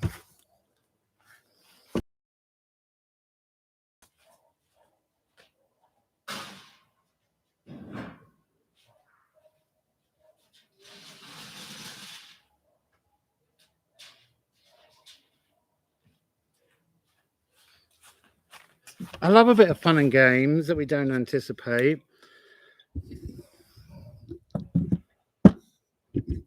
Let's see if I can lift this table first. Down that way.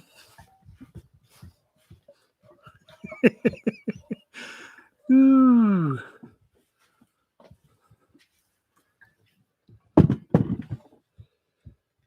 See, we'll get there, but you can't see any cards. It's just, that would be total Nigrido shadow work.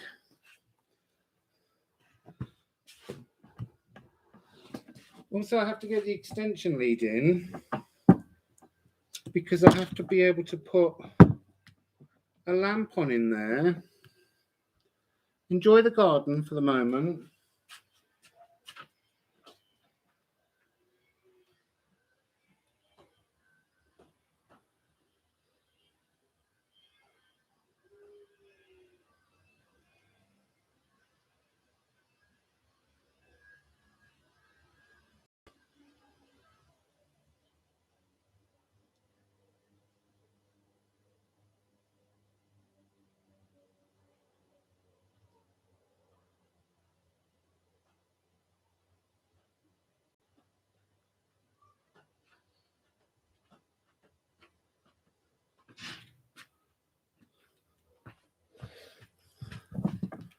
Right, we've got the microphone.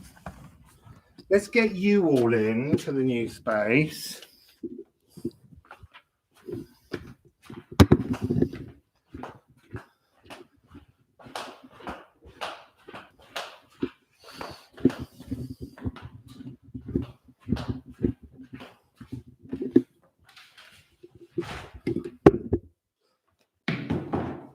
There we go.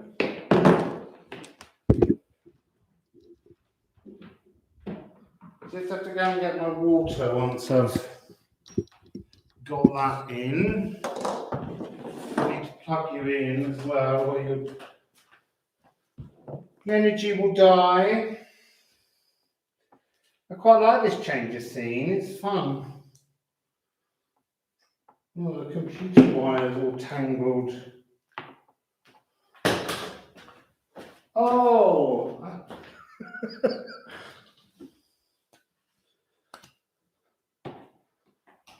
Didn't have the adapter. There we go. Right, I'll just get my water and we're on.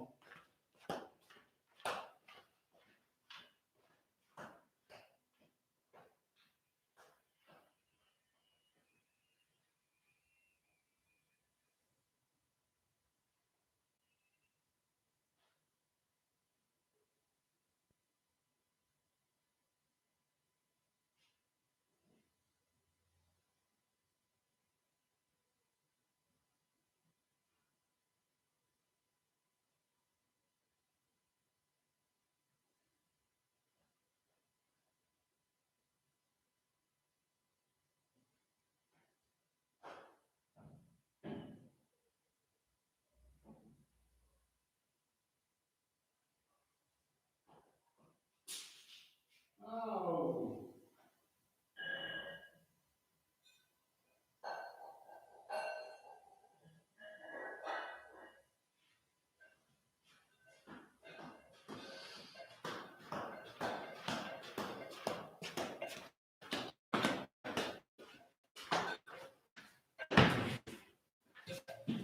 Ooh. So, well, we can even do the bell now. We're in here. Is there a little bell to clear the air?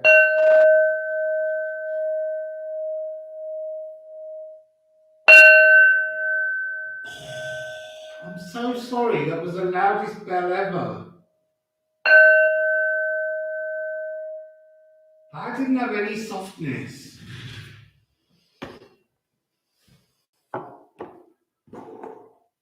Right, now we're just gonna, because we moved in here, we need to... It's only 4:32.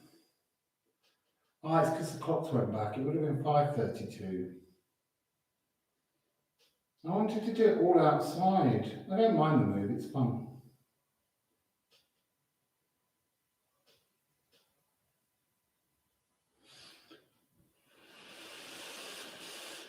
Right, so there's a little Palo Santo cleaning the air in preparation for Aries. Everyone's going to think that Gemini had the longest reading in the world if they're only looking at timestamps. House Gemini, they're going to be like, why did they get all that extra time? Because they moved house with us. They moved us all the way to this new house Aries. It's fun having a bit behind the scenes. I quite like showing you the ceilings because it's got really interesting ceilings. They're all brick. And actually, rather weirdly, something odd happened in the bathroom the other day. It's quite a large bathroom. I say quite a large bathroom. It's a really stupidly, enormously large bathroom. But the floor popped. And since then, it's like walking on a sea. I had to have the host around the other day to have a look at it because it's a bit right that the entire floor might fall through. But they assured me it was safe. I walk around the edge now. But it is like walking across a sea of wood. It's so fluid. Right, I think we have everything we need at hand now. Oh, there's the book. I need the book. So, Aries, A-R-I-E-S. I can see your comments now as well, which is much better.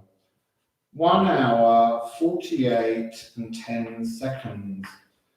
Aries, what is your general theme from Mary the Jewess? Oh, 13. So, Aries, 13. I'll hold it up again. There's something of the time traveler in him. Do you see that little thing he's got on his shoulder? What is it? What is that? He's got a papyrus scroll, but on his shoulder, he's definitely got something that's going to jolt him through time. So, the general theme of this one is important news. Important news, or I'm going to take my glasses off because I can lean in to read what you're saying. Important news, actually, the computer's a bit further away here, there's more space to do things. Important news, new ideas. Well, then what could be more Aries than to be important and to be bringing new energies? So, Aries, do you want shamanics or do you want Odin? I can't see your comments without them on. Okay, Sigrid, sleep well.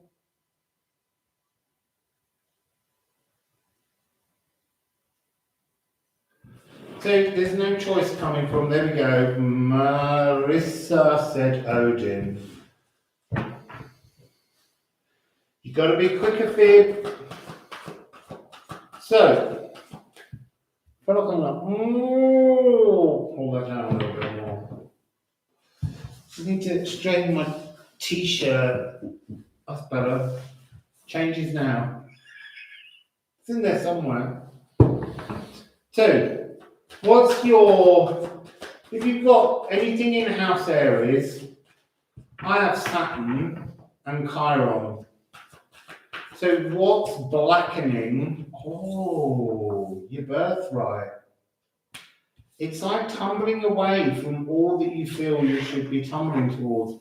You feel like you're blackening all all the things that you're entitled to. Cardinal fire. And then your light is your you, is Irwa, is the energy of the sacral, of self-love. It's almost like, I feel like this one's a little bit like the first reading, that it's like spirit is making you burn shit. Because otherwise you won't ever get to the sense of self-loving and understanding of your sacral and your sacredness. So you've almost got to go in, it's like him, new ideas. Do it, just fire on it, fire on it, fire on it. It's almost burn the woods. That's what I'm getting. Burn the woods down and then new growth will come. You've got to, yeah. All right, so there was a birthright, an inheritance, and it was a beautiful, great big woodland Aries, and it was yours, and it was gorgeous, but you've got to burn it all down, and you've got to build it anew. That's your wisdom, is the knowledge that you can build everything anew. You don't have to hang on to the old shit. You can let new life grow. Okay. There we go. And what's your return to Earth once you're there as a self? Is to feel like you've regrown your whole Earth. But first of all, you've got to burn it. You've got to blacken. You've got to turn everything to soot that you knew. And it is that sense, look, the whole point of what you're looking at in these charts is the nigredo is to burn. It is to look at things, but you've got to burn away all that someone told you is your birthright. You've got to go, I can build a better birthright than the one I was handed by my chart or by my house Aries in my chart. And look, I'm being shown, which I haven't said in the other signs necessarily, because all these things unfold. But this is aspects that run out of Aries into other signs as well. It's about burning back that. You can change anything about your birth chart if you just decide to burn it all back and build from scratch. Start a new forest, start your own birthright. Classic example of that would be, if you look at Elizabeth Windsor as she was born, her chart doesn't look like she's going to be the Queen of England. And yet she's been the Queen of England for a very long time, since 1952. And the point is that she doesn't become the Queen of England until the point when her father dies. And then you draw a new chart and you get a different energy. You can draw a new chart, but you can't do it if you don't burn the other one. So, just saying. I think it's because we all have things in our charts that are difficult, and they're the things that are meant to pull us into our spiritual awakening. But this is about actively, cardinal fire, torching shit, and going in and changing it. We're dropping a lot of cards here, but you're dropping a lot of expectations, House Aries. This is House 1, the self. It's burn the ego back. Burn back all that's laid out that people teach. Burn away all those things when someone says you're just like your dad, or you're just like your mum, or I don't know why you're just like Auntie so-and-so. All of that's rubbish. You're yourself. You're yourself, but you're inheriting a shy ego. Burn, baby, burn. Disco Inferno, burn, baby, burn. Sorry, just had to come out. So, there's 5 cards, but we'll go with it. First one, oh, look. Solstice, rarefied. It's a moment. It's saying that your birth chart, while setting out a series of energies, is a moment. It's a moment. And every year we add new solar returns. But there is something, solstice, sunsteader, again, burn it off, burn it off. Fire. I think you should burn. Fire.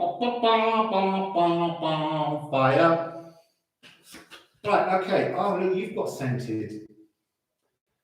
In the area of light, you're being tested. You're being tested by spirit. Do you have what it takes to... They're showing me this as a torch. It's not a torch. It could be treble. It could be the steps you leave behind you. It could be elks. It could be protection. But actually, it's seeking you drawing the balance to draw together your ego and yourself as a whole. But you're being tested. But there's something about this test that began at birth and they've never reminded you. Are there orbs? That's exciting. I love an orb, I really do. Reen's been having lots of orbs. But it's nice to know, Tom Thumb. I shall look back. Yeah, I have been on in nearly 2 hours. Oh my goodness, look. Where's the rebirth in a whole new life force? This was never you. Your birth chart was never the full you. It was only the ego you. It was only the ego you. There's a whole new you that comes with wisdom. The wisdom to understand that you're being tested by spirit, and yet spirit never said that the game was on. And then you have pause and move, air. This is like a chariot card. This is coming into your M for Midgard, but coming back into the world in total balance. And then you've got this card, and this is Swelchness. This is the past. And it's saying that you move forwards with knowledge of the past. This is the ego, all bound up now, and this is the self connecting in. Moving forwards. There's another card, Man, which is another form of the balance of the self, but this is talking about you moving forwards with all the baggage of the past all being dealt with. It's like a big bag of ash, and that's the phoenix that comes out of the ash. So let's put some other cards down.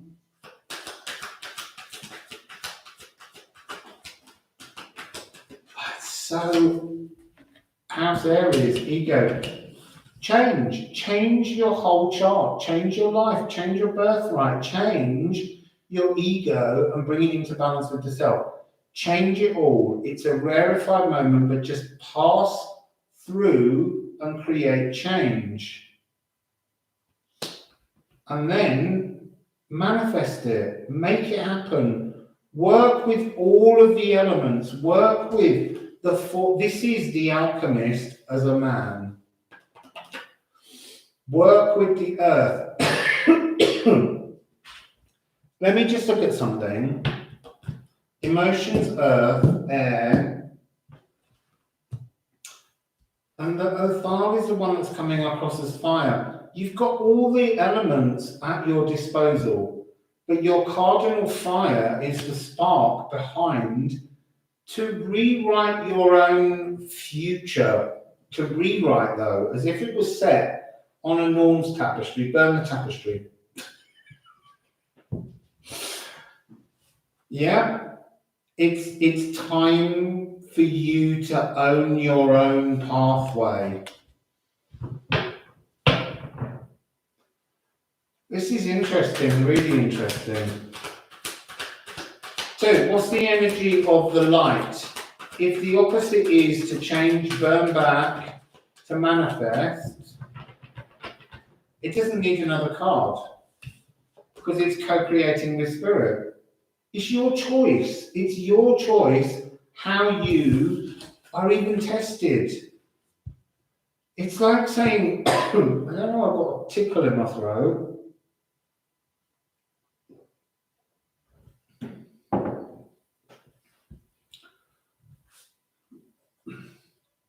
Yeah, that is your superpower, to do it as many times as you need to do. But there's something about this card that says you decide what the test is.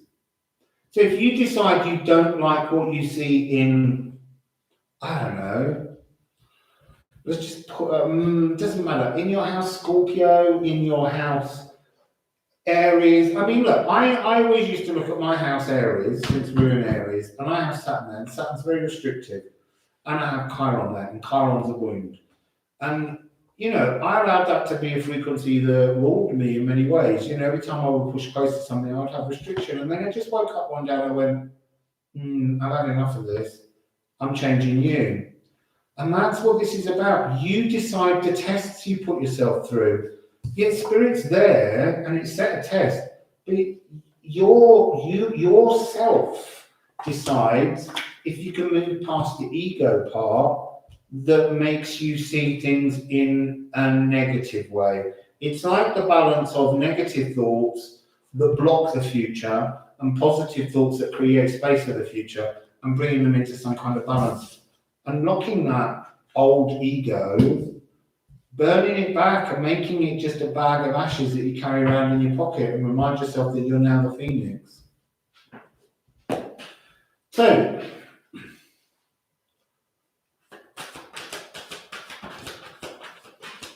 one's gone on the floor. That's your wisdom. It's on the floor. See if there's another one for wisdom.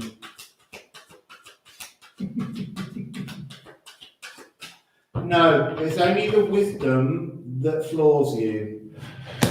Let's see what it is. Oh, fire. I want you to burn. Fire.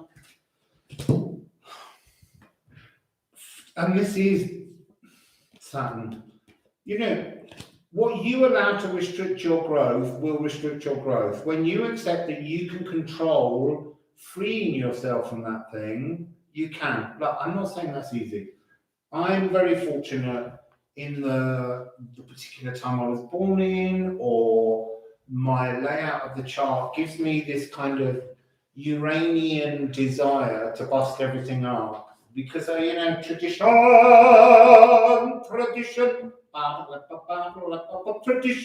bothers me. Ritual bothers me. Because they keep us stuck in pasts. I'd like to burn all traditions and start again. So, your wisdom is to not be overburdened. Is to not allow restrictions, is to not see Saturn as only one thing. Saturn in particular is very interesting because Saturn has a hexagonal tornado over the top, and it's been there forever. Well, I don't know how long it's been there. They only discovered it about 30, 40 years ago. But since they discovered it, it's changed colour and it's grown twice as tall. So you can't tell me that the frequency of Saturn that was once, you know, old father time, restricting, not letting you do things, wagging its finger at you like a really annoying parent, it's not that energy anymore. It's got this new kind of shininess to it. Maybe it's more benevolent, maybe it's changing, but if you don't want it to change, it won't. But for me, especially as it's at home now in Aquarius, I just feel like Saturn wants to be nice, just like Pluto started being all loving. Who can say? But it's about changing your perception. Yeah, you can't necessarily change your birth chart, but you can change. I've changed how Saturn is. Saturn now sits in my Aries sign, offering me gifts while it's in Aquarius, but it won't take long for him to get back to Aries. And so to me, throughout the first part of my life, Saturn was restrictive, and now I've changed Saturn. I've done what you need to do as cardinal fire Aries in house 1.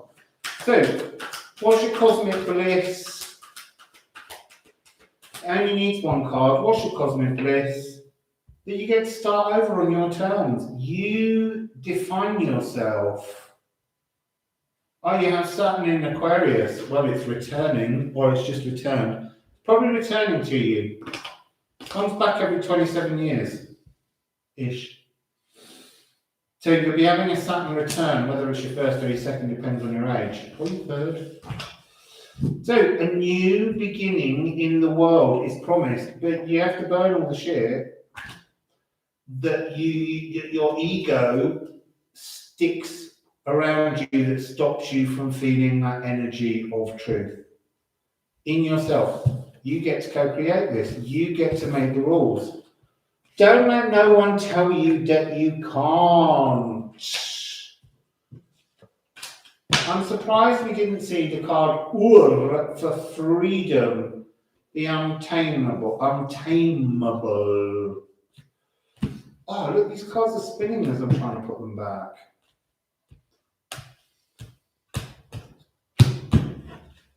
And look, whatever happens, whatever kind of chart you have, shit changes. I had a very difficult Chiron wound, and it didn't, when it came around 50 years later, it didn't shift in an eye blink. It took me another 2 years to get there with it, but I got there with it. You just have to learn to see and perceive things differently. You can change anything. They're just the darknesses. They have a name. Let me go back to the beginning, because a lot of you weren't here at the beginning. They're known as the prima materia, the prime materials of your life. And the idea in alchemy is you burn them. You burn the prime materials because they only serve the ego. And then you build a new self. Oh, look, there's a card sitting there. So, we're nearly on the next one. Right, now we can move to the next one. Where are the cards? Oh, no. I don't know what I've done with those cards. Oh, there they are. Who's next? Taurus! So, Taurus, Taurus, Taurus, 20755. Wassail, Taurus, House Taurus. You look at Taurus, if you've got planets in there, this message will help you with that. How many have I got left? 1, 2, 3, 4, 5. 2 hours. So, no, that came out too quick when I was giggling about 2 hours. So Taurus, House Taurus, which is House 2, so you can look it up as House 2. Personal possessions, all that kind of stuff, money, wealth. What's the message from Mary the Jewess on House 2 and the alchemy surrounding it? Oh, mutual give and take. Exchanging of gifts. Exchanging of gifts. Sorry, you probably didn't see that very well. Exchanging of gifts. You don't look happy with that red towel though. It's like a red rag to a bull. So, Odin or shamanics. I did log the timestamp. It's 020755. I'm being quite good. I'm learning.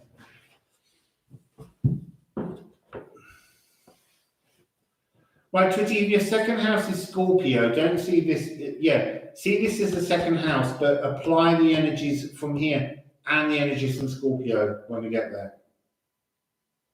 I think. It's very confusing. Shamanics, Penelope called for shamanics. So, as I said, I've probably not been saying this at the beginning of everyone, but we're working on the Magnum Opus, the 4 great energies that Mary the Jewess talked about. So the first one is the heart of the sky. You've got to burn the heart of the sky. That's interesting.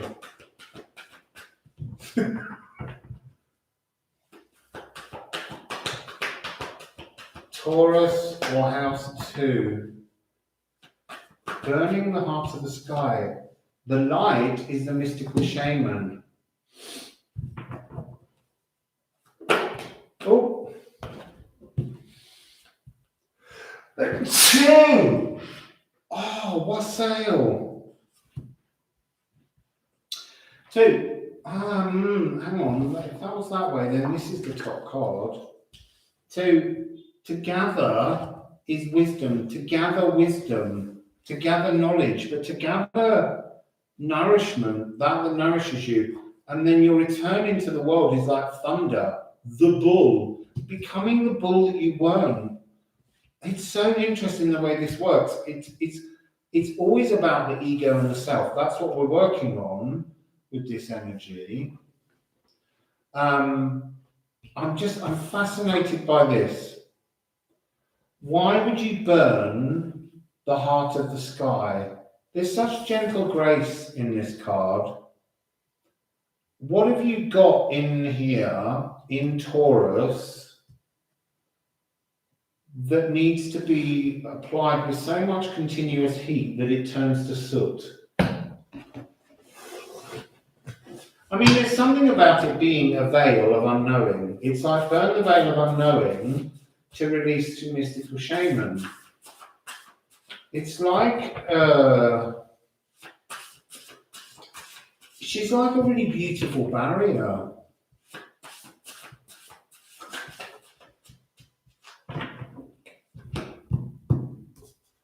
So I've got two. I don't know what this is about. I'm not ill. Being unbound when torn. And that's linked to the moon as well. It's you've almost got to unbind yourself.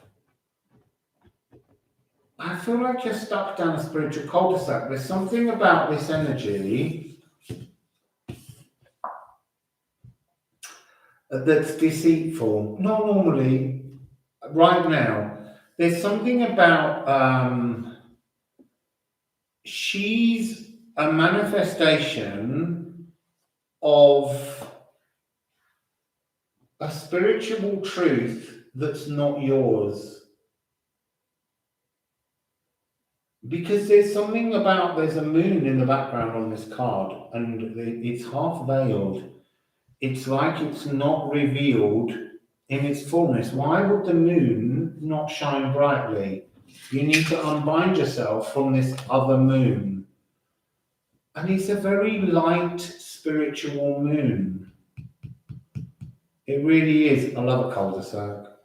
Spiritual cul-de-sacs are annoying though, because the whole point of this is being led down a spiritual cul-de-sac with blinkers on, believing that the carrot on the stick that's drawing you down there is a whole series of beautiful synchronicities being given to you by spirit. So you believe you're on the right path, but you're not. And that triggers a kind of, oh, red rag to a bull. Red rag to a bull.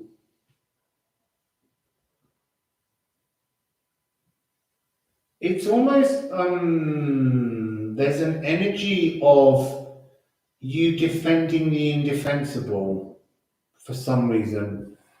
You've been tricked into defending the indefensible, and you've got to unbind yourself from it. And that's what will trigger the blackening, the despair, the thing that moves you into the next part of your spiritual journey.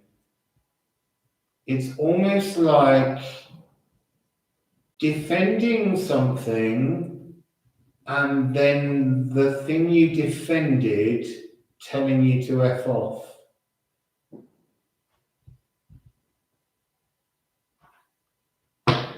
Yeah. Cul-de-sac's the bottom of the bag, isn't it? It's the base of a bag. So,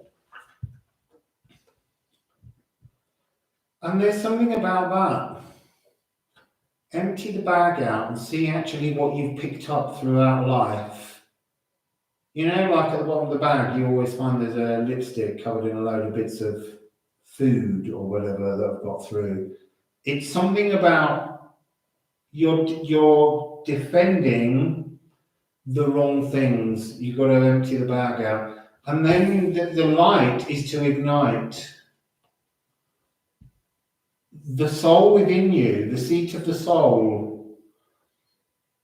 I I'm hearing suck it up, suck it in, as in like, just accept that the whole point of mistakes is to show you the right pathway. Accept the mistakes, laugh at the mistakes. Shaman are famous for laughter. You know, mystical shaman, they don't take life as seriously as we all do. And that will mend you. Wisdom is the point at which you mend what is broken. And this is a personal portal. This is an energy frequency. No, you don't have to back up. You just let go of it and move on. It's not backing up and saying, oh, I got it wrong. Sometimes we do. Sometimes we need to just say, yeah, I got that wrong. Like earlier, I've got a house wrong. My brain was thinking of the wrong number. You just go, I've got that wrong. Confused thinking. The whole point of being in the flow is to be fluid. You know, a river runs a pathway, but over time that pathway changes. So it was originally the true river's path, but then it can change and meander into a different place, and that's our lives. But there's something about this that's definitely having been led down a wrong path, Taurus.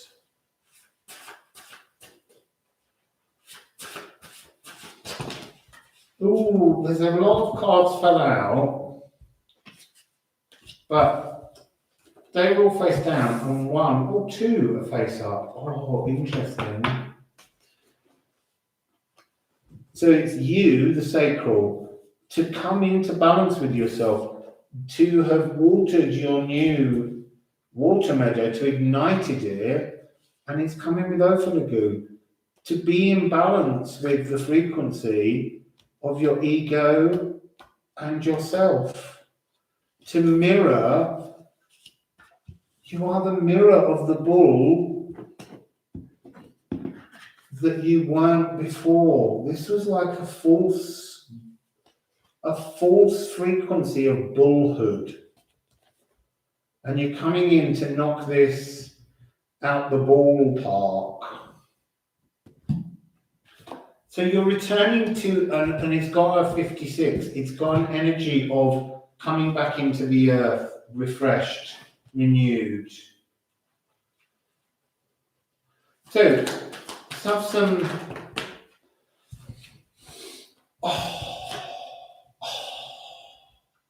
What unbinds you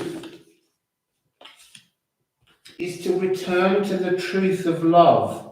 This energy, this spiritual pathway is almost like false love.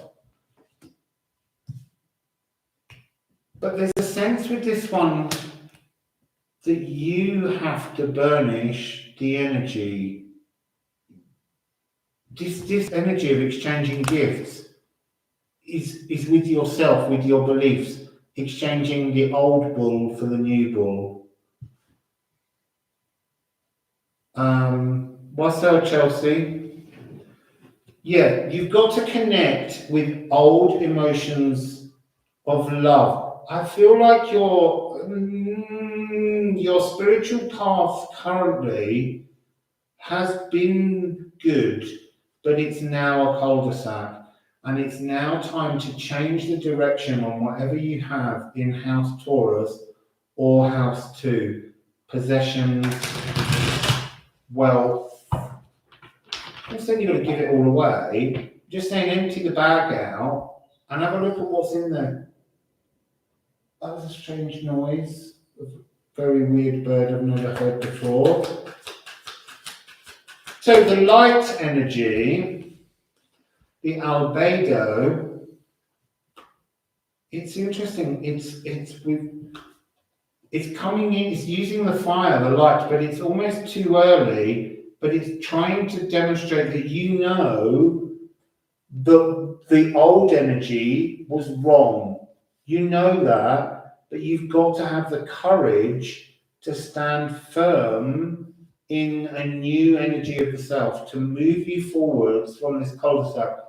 And this is, they're showing me this. Love will project that new energy, but it's a return to love. It's a return to an older love, and I don't mean a person, I mean an older understanding of emotions that you have. And that will project the new bull, the new image of where you're going to be, but it hasn't burnished it, you haven't gathered it yet, you've got to create it, and it's a completion. It's a cosmic energy, and I think on one of these there is a bull, down the bottom here.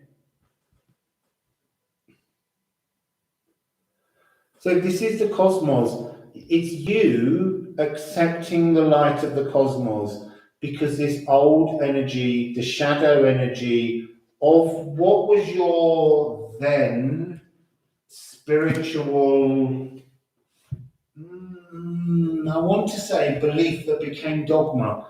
It's almost like you need to update those energies. You've got to change them. So Needle of Mend is 4121, which I didn't notice before.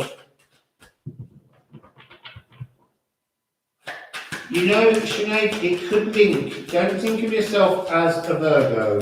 Think of yourself as House Virgo for your sun sign, but then look at what you might have in Taurus, or any aspects that might link into Taurus, or look at your house 2 and see how this works. You're more than just a Virgo.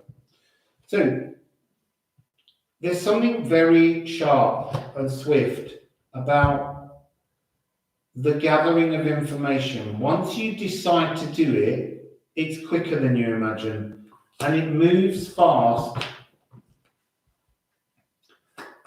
I feel like there's something about it. They're saying to me, just accept that you were tricked. You were tricked by physical dogma that people gave you. You were tricked by spirit by leading you down the wrong pathway. But what you've got to realize is that you were tricked for wisdom and growth. It was deliberate. So you've got to let go of the weightiness of it and just go, so I was tricked, woke up suddenly, I'm there now. So your wisdom is gathering to mend everything back.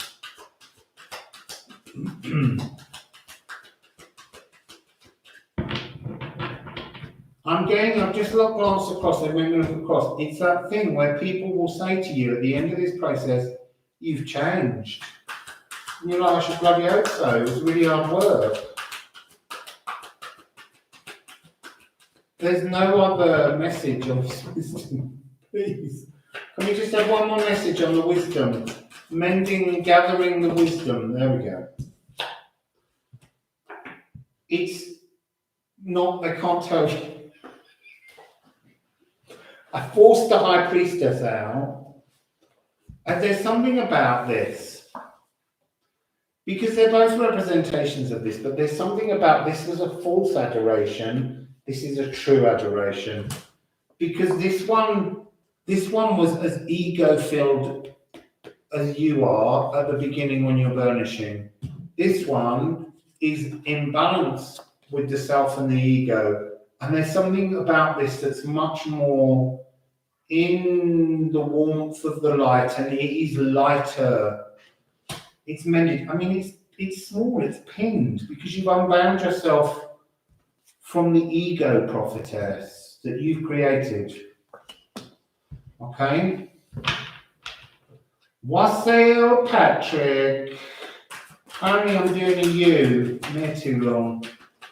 I can't believe that this keeps coming out as the last card.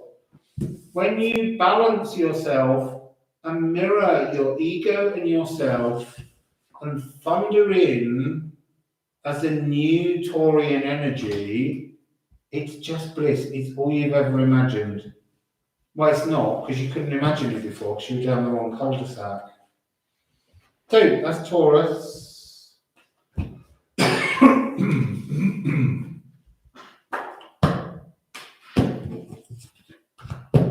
sip of water. Yeah, it does happen. It happens completely by accident. I also started out in the garden, Patrick, and moved inside. So we all went on a little journey through the building. I had to move the table, the cards. So, we'll move on to the next sign imminently.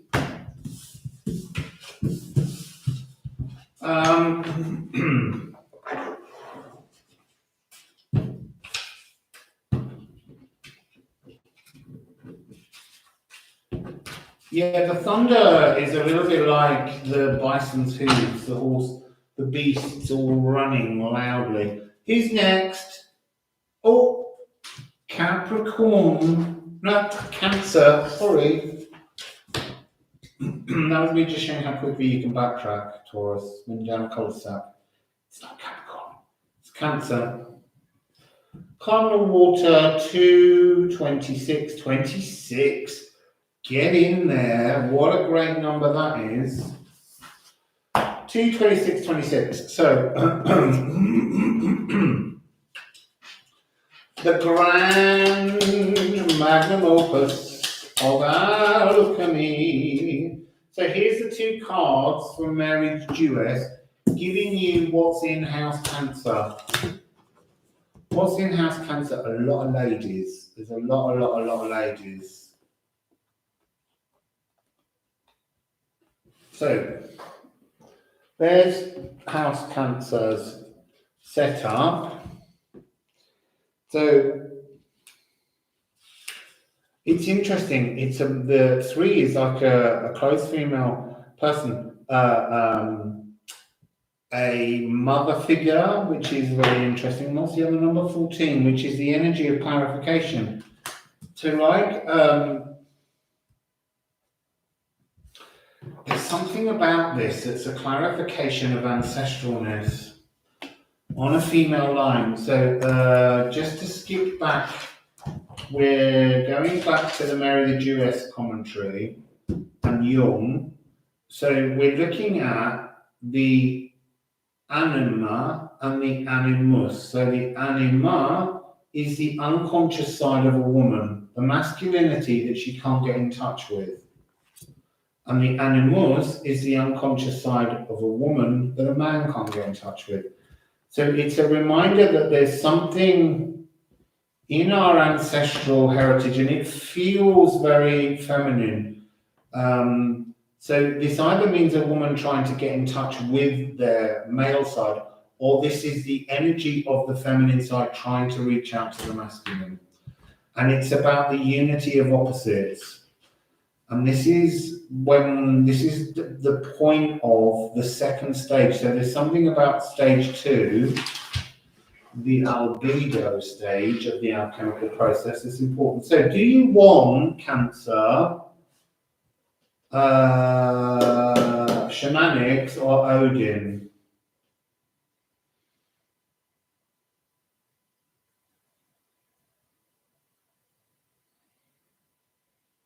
Yeah, I love it, Lilith.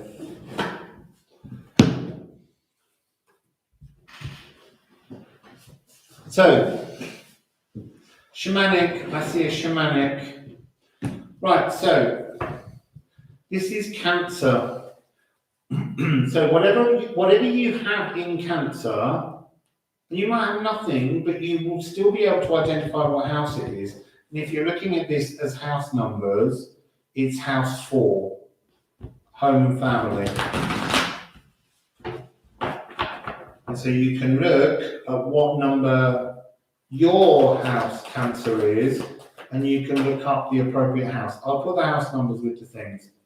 No, we're too busy talking. So, Cancer, what's in your placement in Cancer that needs to have heat applied to it and burn backwards so that it's nothing but soot and ash? Oh, fire itself. You need to burn with fire. It's like you're so cardinal water, in theory. This is, again, it's that thing. Your cardinal water, I'm sitting here saying your cardinal water, therefore what you do with any fire in your chart. Look where your fire is. You've got to access your fire, because do you know what? It's hard to set fire to water.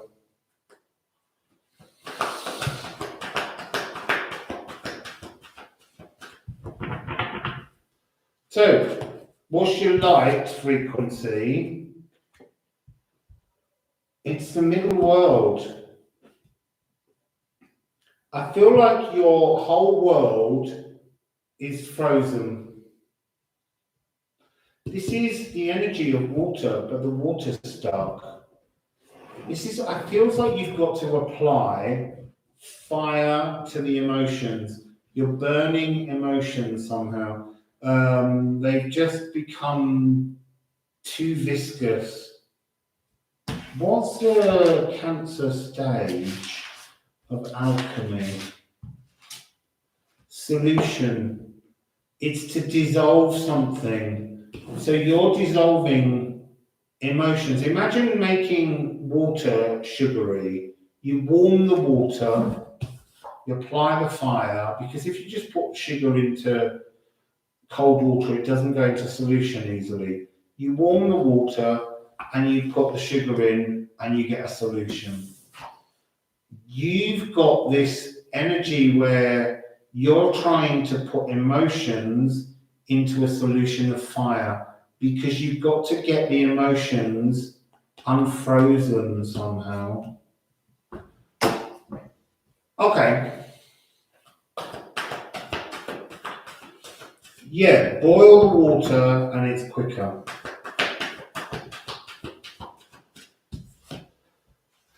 Interesting. There's a ghost over there. I've seen it twice since I've been sitting here, and it's the one that made me drop my phone. And I have told it before that it needs to go away, because while I'm here, I don't want to be bothered by it. And I did promise it, and I did forget that I would have a little chat with it. I'm not doing it now, though. But it keeps slamming doors and windows, but then he's not doing them. He's only doing them in the realm it lives in. Most of the doors don't slam properly there. So, what's your wisdom? Crow. And that's interesting, because crow as a bird represents the first phase of this. It represents the Nigredo phase. It's the energy to burn off. What's the wisdom?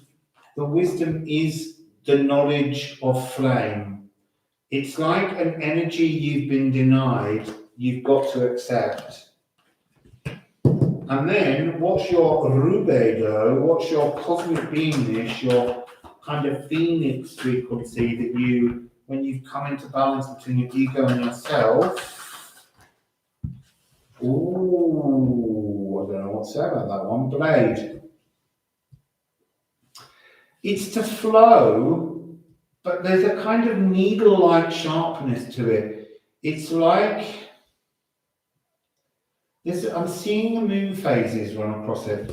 I'm seeing crows, of course, all over this. Trapped, stuck, frozen, that need getting out. They need to be released.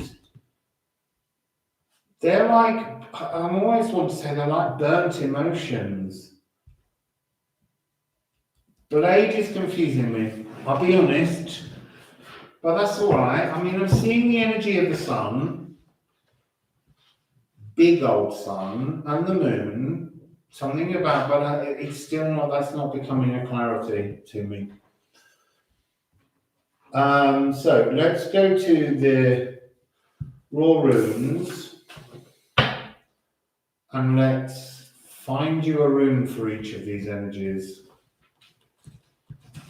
I have to say, I know it's quite a long time. I'm thoroughly enjoying learning these, and I'm going to make notes and have a look at my own birth chart and see what I need to do. What are we beginning with? Shadows. The shadows, burn the shadows. What are the shadows? Frozen emotions. And I sense that they're family emotions.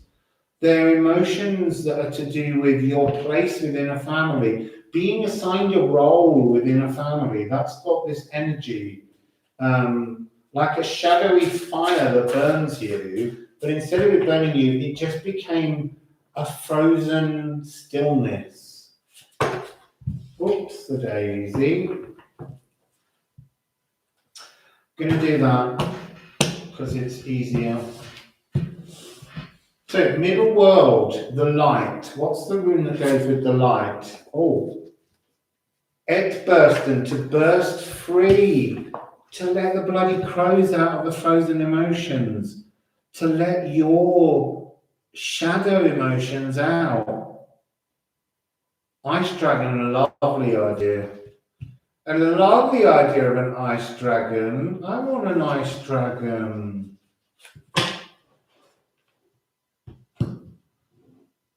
So, oh, fabulous. From the trails in the jets. Oh, it's upside down. Thorn. Someone else had thorn. Oh, 313. Balance. 313, balance.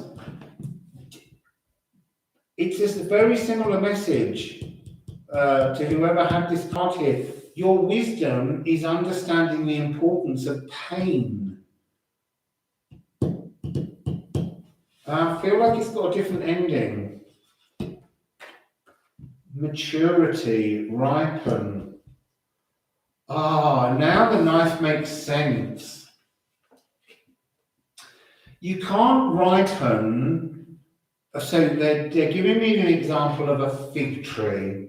You can't ripen all the fruits on a fig tree that are alive and are fertilized. And they're fertilized, remember that fig fruits are flowers hidden inside, and special wasps go in and they fertilize the inside of the flower, and that grows into the fruit. But the fruits stay on the tree for 2 years almost before they ripen. So they spend a whole cycle, a year, developing. They stay small, but they're developing the energy to grow. But you have to cut and prune away even certain things that are beneficial, because ultimately they would turn into beautiful fruits, but you don't have the energy to allow every fruit to ripen. You have to make decisions about which energies, emotions matter for your journey forwards. Yeah, the fig is a really amazing tree. It's worked with us, and the reason they have the fruits for nearly 2 years is because it's only the wasp that can fertilize it, and it's specific wasps in many cases. And so they need to provide fruit for the wasps all year round. But if you want the fruits to grow into something that's harvestable for humans, you have to make a human energy from yourself of value. You have to prune off good things about yourself that you just don't have time and energy to put into.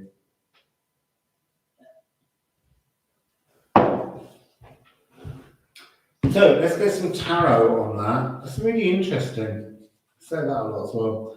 Fascinating.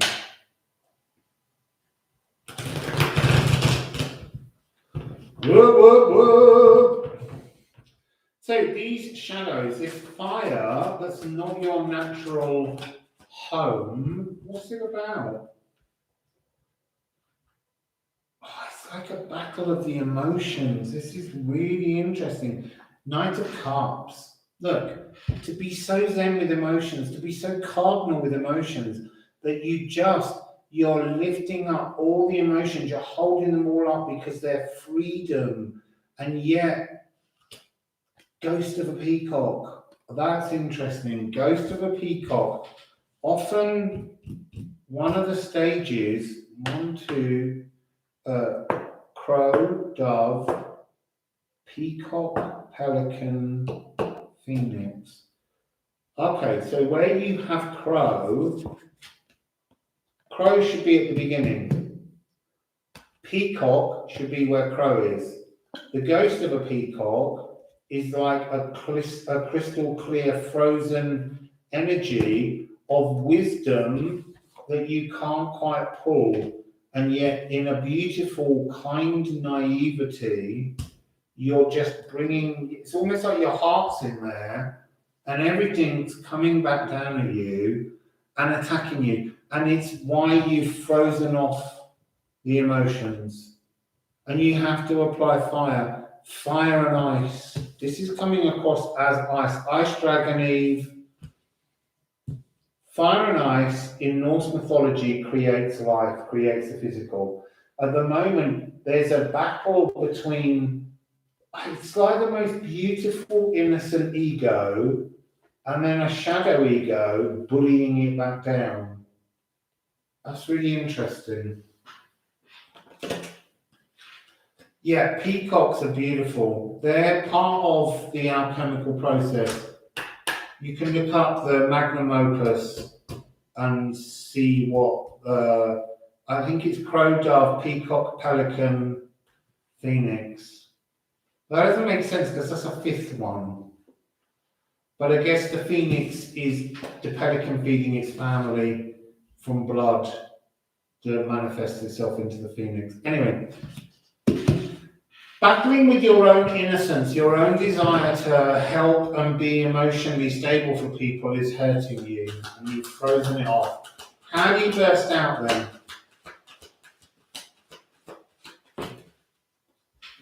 How do you burst out? You reach for the fire. You engage with the pain of the fire, the almost Leo frequency.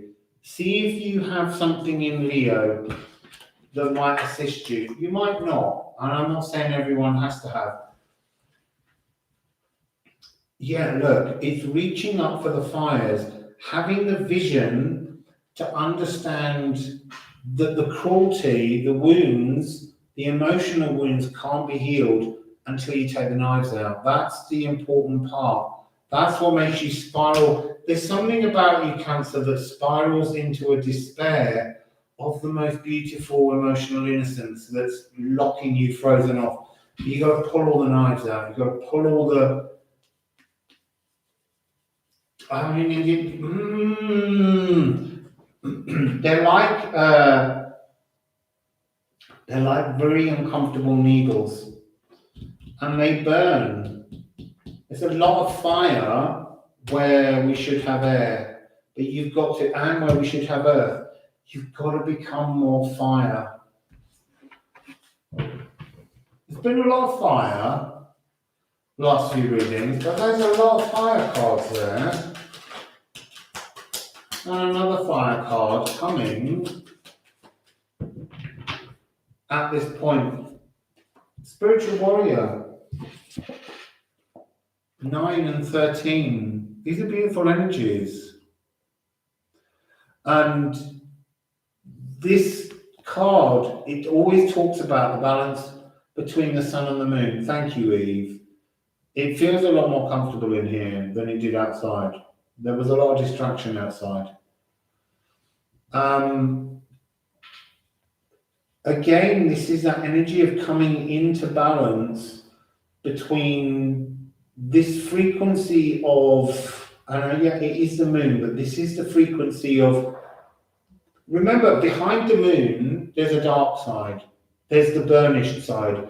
There's the energy that has burnt off and is just, it's not sooty, it's just, it's not lit by the sun. And we're always seeing the light side. But your light side has become frozen. And so you have to apply the light in balance. And look, this wonderful light behind the crow, because the crow really should be here. The crow should be in the energy of the Nigredo.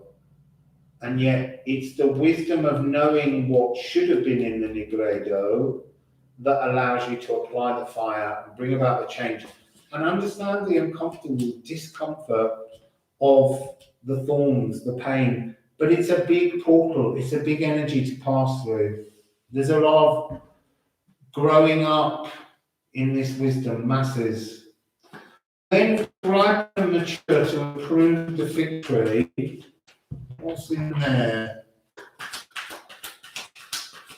More fire. Just the one, but it is a really good message. It's, look, here you've got to reach up, you've got to do battle with the fires, the raging beast. And here, it's all under control now. There's such calm, but it's it's telling you your cardinal water, and you need to get a grip on your fires. Come into your passions, because at the moment your passions have been frozen, and Spirit wants the sign of Cancer to transmute that energy through fire, even though you're water.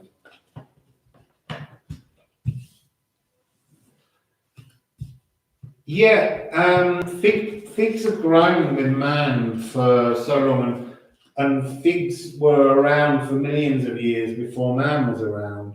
They're very ancient trees, all ficus trees, because there's more than just the ones we eat. There's many different types. And there is a reading on here somewhere about fig trees, and when I was in Portugal, in Sevilla, which would have been in August, September time. Oh, August, for definite. They always have exposed roots. You can see the roots, that's how you can recognize them. And even the Ficus elasticus, the rubber tree plant, is part of that bending, stretching use. So there's so many varieties of ficus. There's Bodhi trees, sacred ones where Buddha had his enlightenment. There's also ficus trees, strangler ones that grow from aerial places and they suffocate other plants. But there's some fig trees that a single fig tree in India is so enormous that 26,000 people can shelter underneath it. Oh, I love a fig.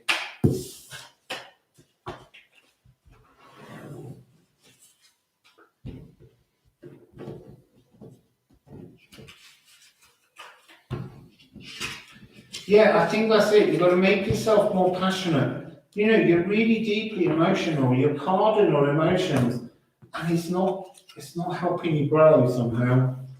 So I wonder who's next. Capricorn,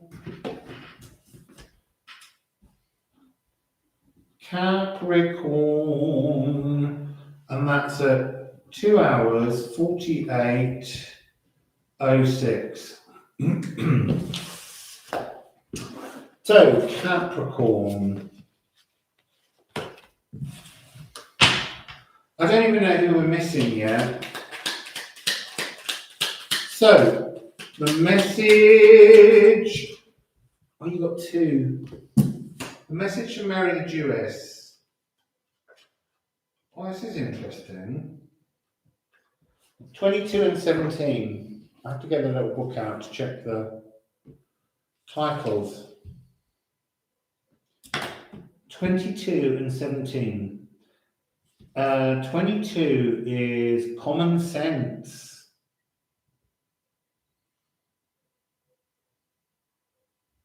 Common sense and the possibility of success. To harvest what was sown.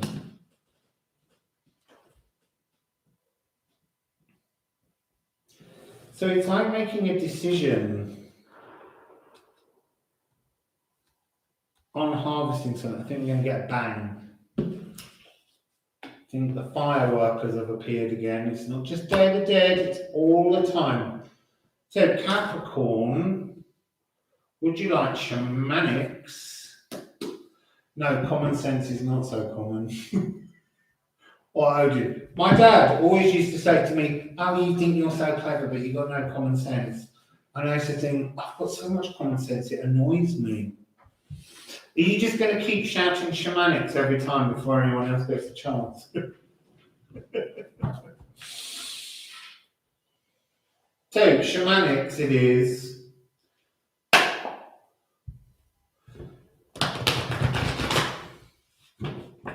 A decision about harvesting. So, what is your Capricorn? What is your Nigredo energy? What is anything in the house of Capricorn or house 10, you know, work, fame, all of that kind of energy? What's the birth energy frequency there that draws you towards the darkness of despair Oh, that's interesting. Ancestral sacrifices. That is really interesting. So what's the opposite? What's the light? What's the energy that lifts you from the soot, from the ashes?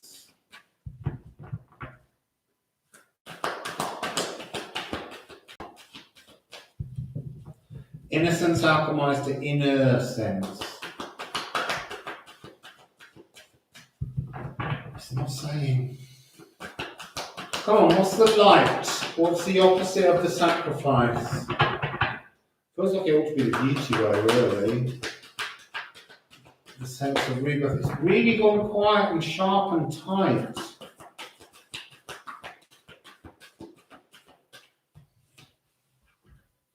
You make life so hard, Capricorn. Can I just say that? I've done so many readings with you where the cards come up and I just go, well, I don't even know what to do now because you're making it too difficult. Right, so what's your light? The curse.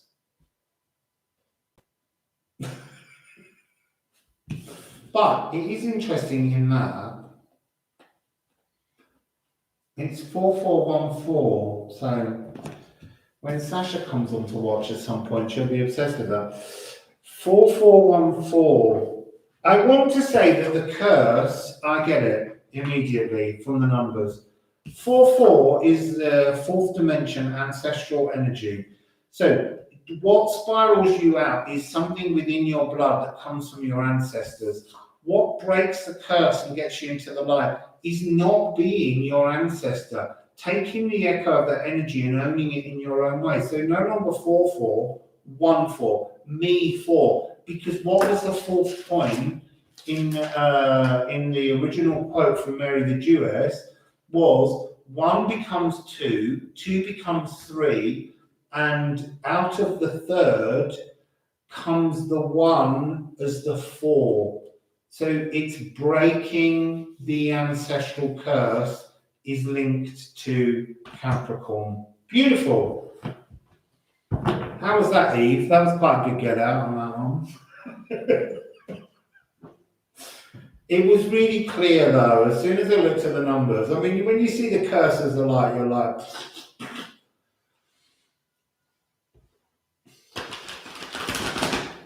So,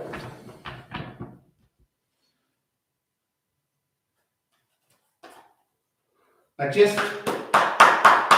need to bang these. Really, I need the end of this message to be a little bit more sensible. So, that's your power. 1415 or 51. But your power, your wisdom, is your own power. You standing in your own truth, regardless of whatever was left for you to walk through from ancestors. Me too, I've been doing loads of ancestral sweeping. And then what's the energy of your rising from the ashes? Is the sun rising from the ashes. You become the phoenix. You have to own your own energy that is composed of the energy of the ancestors, but is not their story, it's your story. Very dark cards, but a very powerful message. So,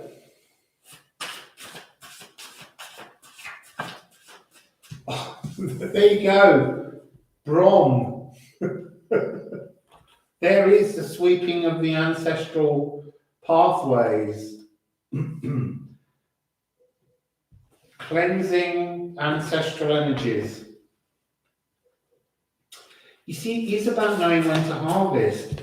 It's like he's the ancestor and he's planting stories. He's planting stories and you decide when to harvest them and what you want to harvest. So, do you know what? It's like spirits just having a little giggle with us all, but they're also going, well done for seeing how that's the light to undo a curse. Gatan. to resolve something. A new energy will be gifted, but you have to gut the energy that's in the blood. You have to clean out everything. And guts have the guts to do it as well. It's very powerful energy, Capricorn. And then we have the wisdom is understanding that all the steps that came before you, the ancestral footsteps, the pathways, the stories, all led you to your own power. But they aren't your power. They just trod a path that made it easier for you to move along the path. It's lovely energy, but it's dark as it starts. I will drink some more water in a minute. Thank you, Nick. So I'm feeling a bit parched. I'm not happy with those keep falling. I just want one card. All the others have done this so perfectly. And they're not going to do it now. So I'm going to do...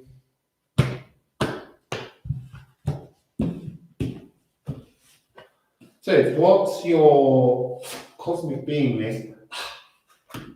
That's beautiful. That's absolutely beautiful. You have an original birthright, and it's not your ancestors' birthright, it's your birthright. Yes, they walked a path before you. Maybe they trod down some grass that might have stung you or nettles. But the whole point is, it's your story, not the energy they leave behind. It's yours. You can clean up and gut them out of your life. The story, the energy, the pathway is still behind you, but you can decide to cut your own pathway now. Choose your own direction.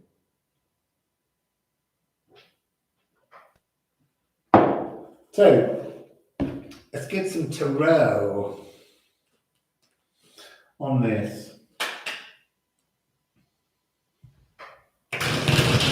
Oh, it's got all bit sticky at the end there. So, what's this blackening of the ancestral line? How are you coagulating them out of your life? Quite slowly. It's a long job. It's what I'm seeing here is this, all of these stories, all of these pearls of wisdom, all of these are seeds dropped by ancestors. Almost the weight of them is pushing you forwards, and yet it's like, I've got my own seed, and it's made up of all of these, but it's bigger because it's the seed of the now, not the seed of the past. I don't want your old seeds. They've got a new one. Oh, no, they didn't fall.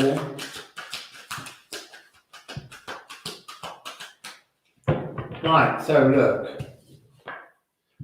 Coming with the curse is the Emperor. For me, the Emperor is the pruner. It's the gardener. It's the person who removes what doesn't suit the empire.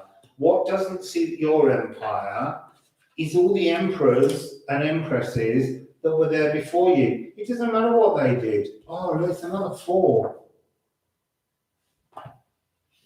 144. So you got 44144. Bring yourself into balance.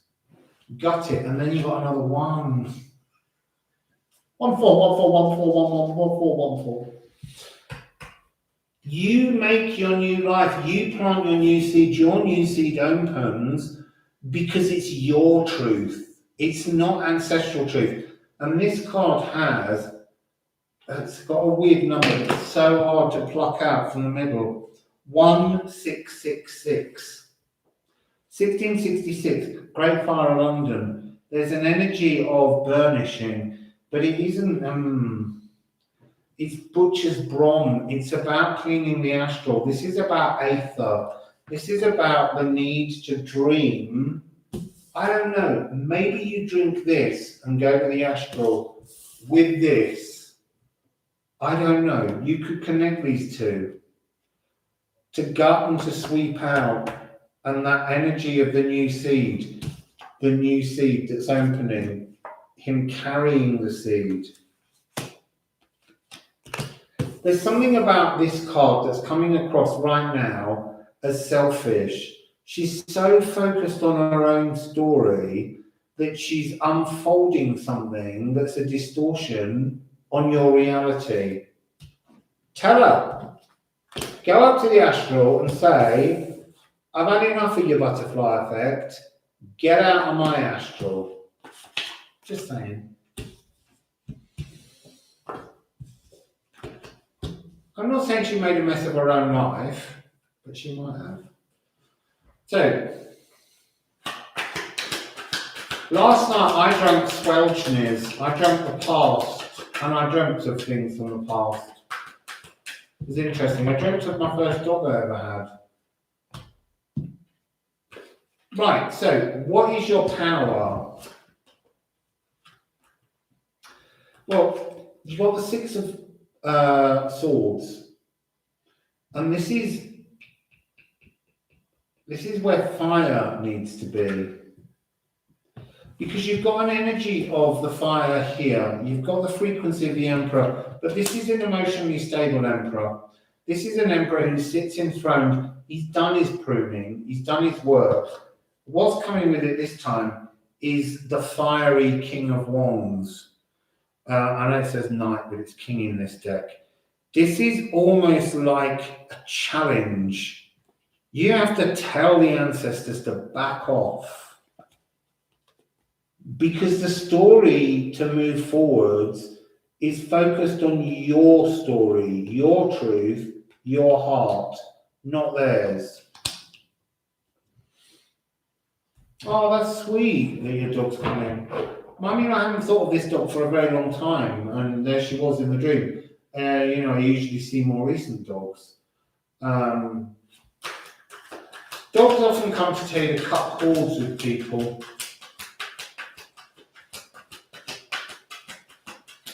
Right, Capricorn. Going back to the legacy, the original birthright that belongs to you, your truth, not an ancestor's, is your Phoenix moment, 2353. That's interesting, because 2-3 makes a 5 and 5-3. There's something about you have to make your own birthright. He's done it again. I may as well just leave this card out. So you have the card of 5. You have to create a clarity on the disappointment of the old energies. That's part of it, is to rebuild the emotional language left by them. The original birthright is your birthright, not theirs. Yours, not theirs. But it's 5. And that gives you the 5 to take either way, this 5 or this 5, into combining together to make your Phoenix moment. And you got the Sun. Why does everyone keep getting the Sun? It's a beautiful energy to have. It's showing you the other. Someone had it with Sigil Life Force. You've got the Sun and the Sun. That's your birthright, to live in that kind of frequency of energy. Queen of ancestral bothersomeness. So that's Capricorn. Did that help anyone that's got a heavy Capricorn house?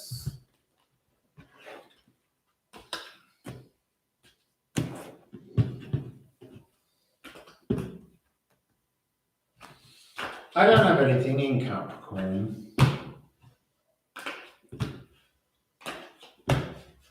I started looking at asteroids, just so that I can have something in some of the other houses.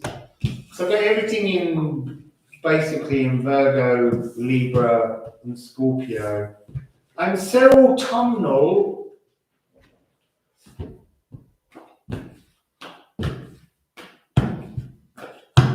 That's those back. Who will be next once I put these rings back? I need to turn that over and timestamp. So, Who is next? Oh, Virgo. Eve, Penelope. Remember, yeah, you're not just Virgo. It's whatever's in, like for me, I'm not Virgo, but I've got 4 planets in Virgo. So, Virgo is 30600. So, Virgo. Let's get a little message from Mary the Jewess, or as she's called in Latin, Maria Prophetissima. I love that name. I know, I'm getting so good at the timestamps. So, what's the key message from Mary the Jewess? Maria Prophetissima. This is an energy that's coming out again with, balance. Interesting, 7 and 14. Let's do it that way around. Here's your 2 cards. So one's a judgment, the second one with the balance, being judged. Oh, my glasses just fell off. What's the number of the other one? 14 and 7. So clarification and judgment. Clarification and judgment.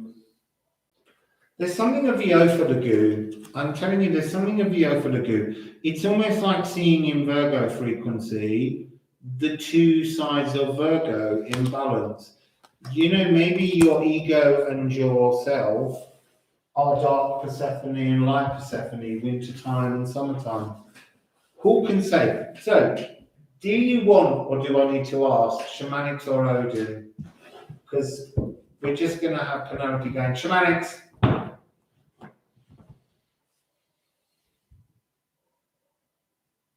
Eve, you decide.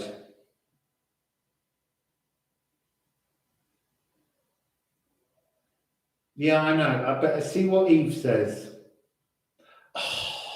Okay, Shamanics it is then.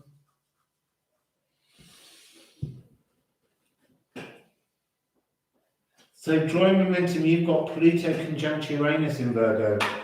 Were you born like around 68, 69?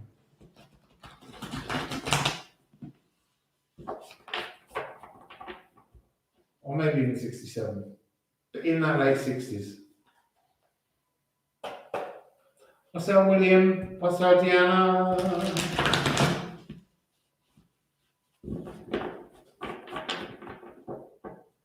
I'm waiting to see when drawing.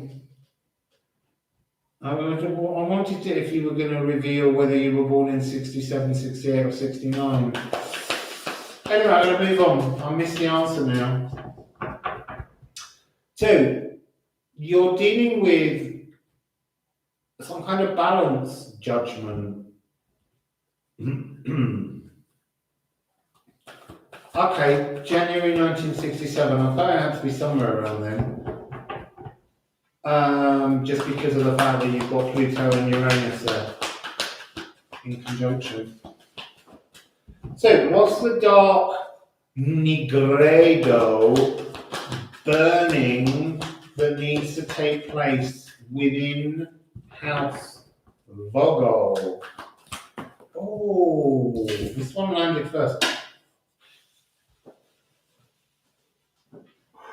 We've only just connected with this frequency and you're being told to burn it away.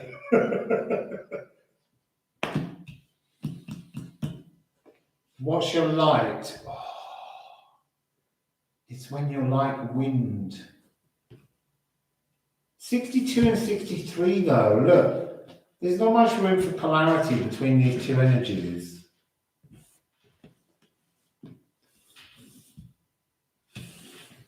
Look, I think that when you look at this, it's an energy of, it's dark Persephone. It's like, love me a bit of Aries. Aries as in the god. Hades, that kind of energy. She wants to go down there, Hades, and see him because he's a bit hot. But at the end of the day, it's fun, but it still needs to be vanished off because you're not supposed to live in the underworld. It's fun. It's fun to be dark. But your energy is also meant to be a balance of the light. I'm not saying you get rid of it. I'm just saying that you have to be aware that now we've called you out on it, you can burn it.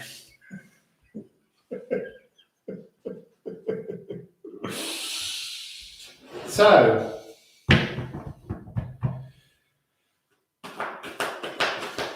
look, I mean, you know, she's turned Hades into something kind of small and green and slimy now. It's like she's come round and she's like, do you know what?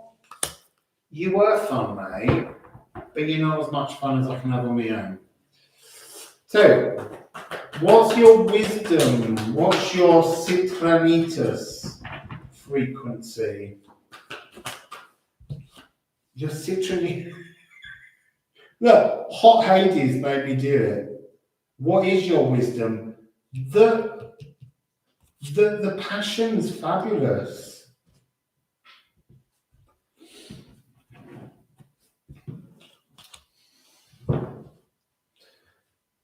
Yeah, don't spin the wind.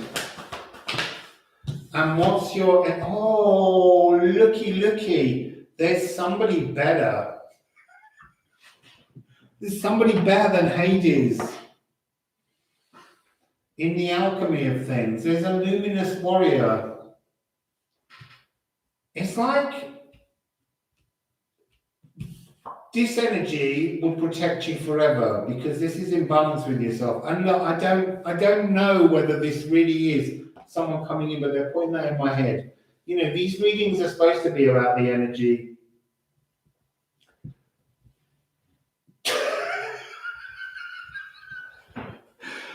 of you coming into self with ego. Spirit, stop it. So,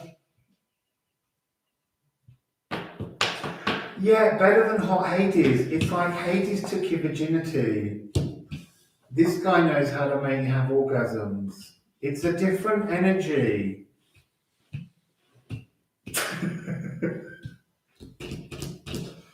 Okay, Virgo, you dirty girls.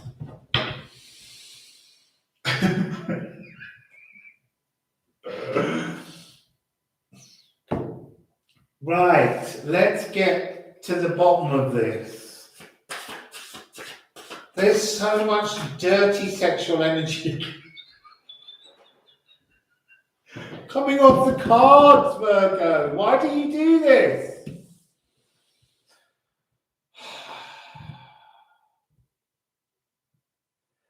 I don't know which, there's two cards here, and I don't know which is Wild Woman and which is Wind. But I feel like this is Wild Woman. You're gripped by the underworld. You're gripped by the passion of the darkness, and it draws you down there, and then you sit there going, not me, I'm just like the wind. And then I love Hades, William. It's a beautiful energy. I mean, there's something of this that's, I mean, I always want to say, this has got the energy of Dharma and Lilith. And she's like, do you know what? I'll burn you, Hades. There's a really powerful frequency in this that's bigger than Hades. But Hades doesn't even realize that because he's the big I am. But it's like, the next one is Knafa. This is the song lines, the bloodlines. But this is also, it's about being scented in blood.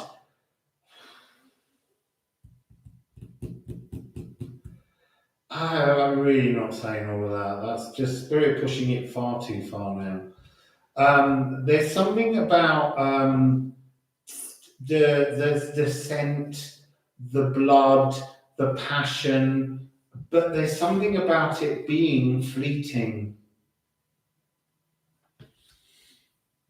There's something about it being fleeting. It's like you're gripped by it. It's like this energy is down here. It's like this energy, because look, it's the same thing unfolded.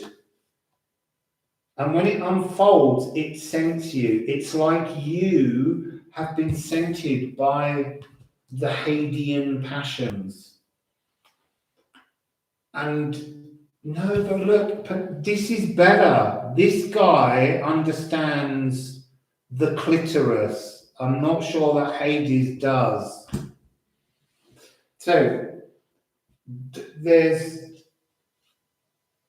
this unfolding has scented you, but it's meant to be fleeting. It's a very connected, it's like one of the earlier energies. You can't have one side without the other. They have to coexist. But you somehow have to burnish off the grippedness, the being lost in the earth energy of a sexually destructive relationship. Okay?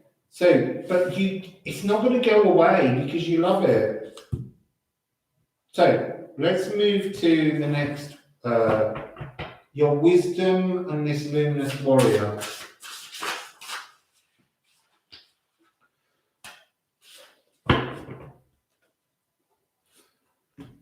Right, so solstice, again, this energy of fleeting. Hades took your virginity and was meant to be fleeting.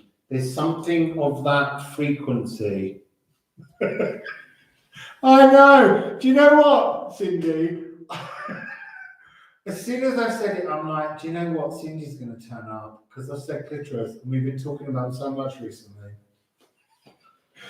There's a beautiful piece of music that I asked Cindy to listen to that's from La Rondine, and it's called Chi nel sogno di Doretta, and it's by Puccini, and I swear it's a description of a woman receiving cunnilingus and having an orgasm.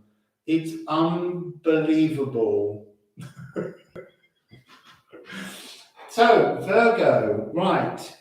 This energy in House Virgo is to do with, it is a play on the whole thing of the Virgin. You let Hades take your virginity. Yes, you were fated. You got stuck in that frequency. It unfolded something within you that scented you for passion.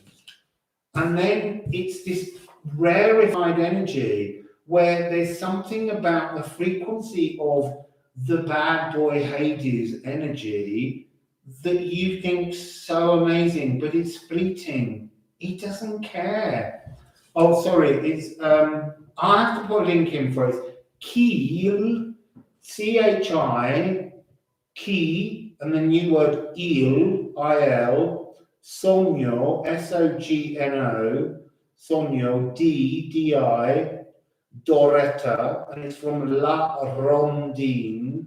It's by Puccini. The best way to do it is you need to hear Kiri Takanawa singing it. It's in the film A Room with a View, and it's the point at which, I can't say because Cindy's going to watch the film at some point. So, yes, it was rarefied. It was hot sex. That's what we're saying, Virgo. But this is better. You have no idea what this person can bring to you. You know, this is your 3-minute wonder. This is your 3-hour, you know, properly gripped session. So, let's get some tarot on it anyway. I dread to think.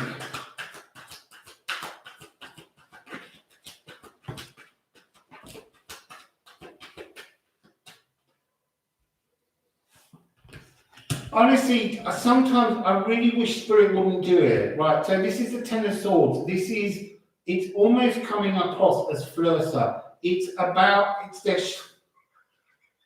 Show me as a hymen being broken. I'm not touching that card anymore. Oh, but look what it did. It brought you into this energy of love. This is wrong.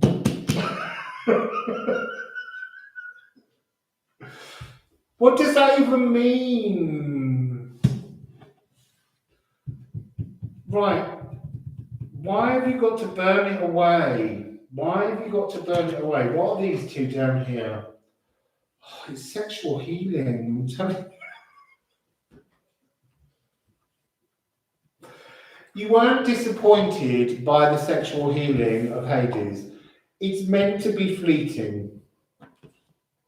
It's triggered a kind of first love. This has become a very dirty card. Oh, you're not disappointed by the sexual healing, but you were never meant to be disappointed by it because there's something about it where it feels like you're the sexual healer. It's an energy, you know, it's all very well to call the house Virgo the Virgin, but there's something about there's no innocence to it. It's like you always knew how to ride the bike. Ah, this is really interesting. What's your wisdom? Your wisdom is to freeze out. Is to understand that, yeah, it was fun. It was fun, but he's not capable. So it's like putting up a blockage. It's the fire energy again. This fire, this solstice, this rarefied frequency isn't enough. That's your wisdom, is when you realize that while fun, wasn't enough. Yeah, it was a powerful, liberating, loving, sexual energy, but it wasn't enough. This is what's enough, what's coming. To be yourself and to be mankind, as in everything, so that you can attract this energy. Right, Spirit, can we now have, please, a very kind and easy ending? Please, on this luminous warrior, the cunning woman of cunning fingers, or the cunning man. So, il bel sogno di Doretta potendo vina, il suo mister come mai fini. Ai un giorno uno studente un poco la baciò, e fu quel bacio rivelazione sulla passione. Exactly, this is complete and utter undercarriage territory.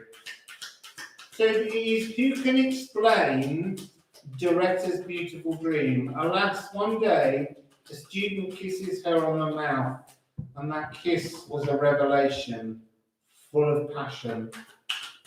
So I'm not getting anything from the cards. There we go.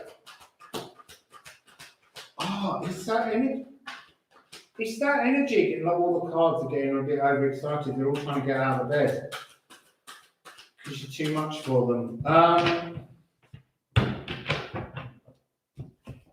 It's the energy of Doris Day that we had before. It's like being a virgin again, but oh so not. There's, this is emotional luxury. They're saying this is like an orgasm, like you've never imagined.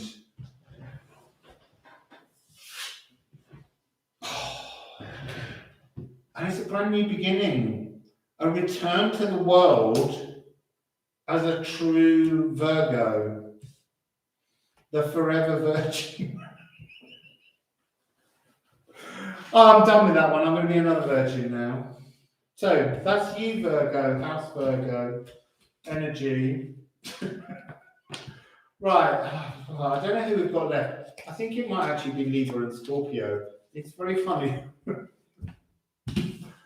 I've got a stellium in Virgo, and I guess I feel a little bit like a virgin again. Like a virgin, ooh, touched for the very first time. Like a virgin. Right, let's put those in there.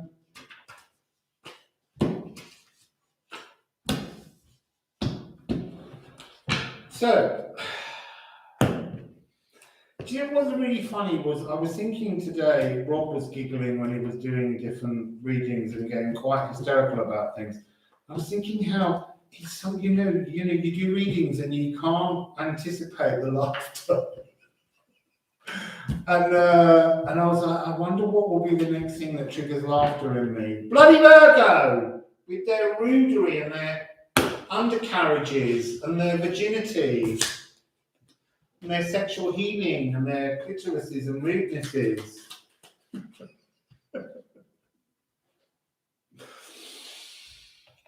Right. Who's next? Libra. So that must mean that Scorpio. See, we've gone a little bit into the motions of. Right. So Libra, not too long. 3 hours, 27 minutes, and 15 seconds. We've only got 2 to do. You won't get anything out of anyone that's got Virgo in their signs now. They're just going to be watching that reading on repeat. So, we need a message from Mary Jewess. Also, it's getting cold in this room because it's dark here now. And the temperature plunges. My feet are freezing. Interesting, 2919. Libra. There's something about stumbling, lacking energy. 2-9, am I doing 2-9 first? Yeah, 2-9, psychophysical fatigue, a drop in energy. And then 1-9 is harmony within the family. Well, I knew that. There's something in this energy about, because remember, this is about the Magnum Opus alchemical process. There's something about this, about how almost the energy of family is causing a dip in your frequency.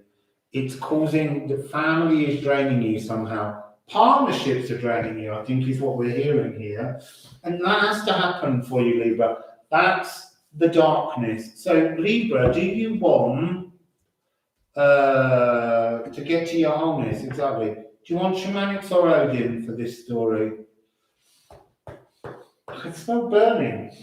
It's not me, I'm sure. Ah, dear, it's probably Hades. Oh, sorry, did someone say? Odin, which is gone for Odin. Thanks, Kathy. So, we begin, let's go back a page so we can keep on. We begin with anything you have in House Libra. This is what needs to be, what will draw you into a sort of blackening despair. What's it about? Okay? What's the natural aptitude for your birthright to lead you into despair? Protection, Valkyrie. It's the fates of the dead. I think that there's something to do with a darkened energy around death. Loss of family members, loss of loved ones. It's like this energy of the Valkyrie. Remember the Valkyrie in some stories, they weave tapestries with the entrails of humans. And they do this so that they can predict who is next to come, because they collect the dead. There's something about collecting the dead that, so it's almost like House Libra's trying to make you appreciate yourself through the loss of others. So, and there's an energy here of needing to darken and burn away the fears of the self. The Neptune bowl is really ringing as I speak. Of burning off the need to please others, Libra.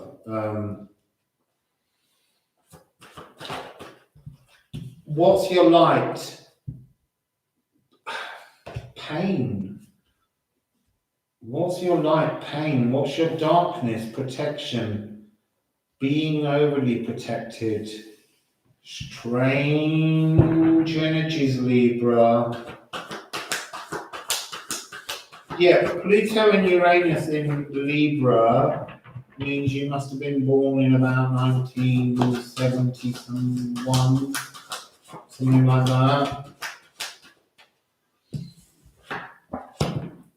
What's your wisdom is air frequency in fire, is taking off, is understanding, is seeing a truth of some kind. And what's your end energy? I see, I don't feel like that one matches, but I'm going to have to take it because it's fallen. Muspelhamir. It's almost like you've got to increase the fires. So, the Valkyrie as representing the choice of death, and that marking you as a depression. It's like saying that you that you've experienced death within family or loved ones that has drained you of energy, and you've never quite managed to get that back. It's a very odd energy to have spiraling in Libra, because Libra's about partnerships, but that's what I mean. It's about having built a relationship and then somehow the cosmos life has taken someone from you, and that's marked your first darkness. And then what's in the light you see as pain. Your fear of the light is because you just go, but you did that. You took that from me. And so why would I want to reach up to the light? So there's something about not wanting, not willing. It's not even like spirit's pushing you. That's what's so interesting. There's no thrust around this frequency. It's very, very, it's very much your control, because you're the one that can't accept the passing of this person. Libra's got some very dark readings recently, it must be said. It was all about miscarriages recently as well, and that was a very heavy energy. This is not heavy in the same way. You've got to be purged. You've got to purge yourself of the sense that you have been wronged. You've got to purge yourself of the sense that the loved one wasn't meant to wasn't meant to die when they did. I feel like your family shrank and it affected all family members, but in some way it's affected you more because you've done that Libra thing of trying to help everybody else in the family.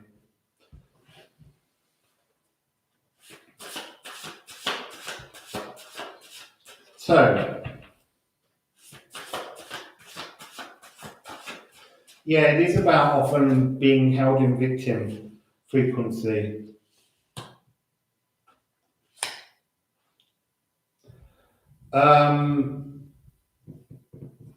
I've got 2 cards, but I'm having a debate with. I'm looking at the rune frequencies of them.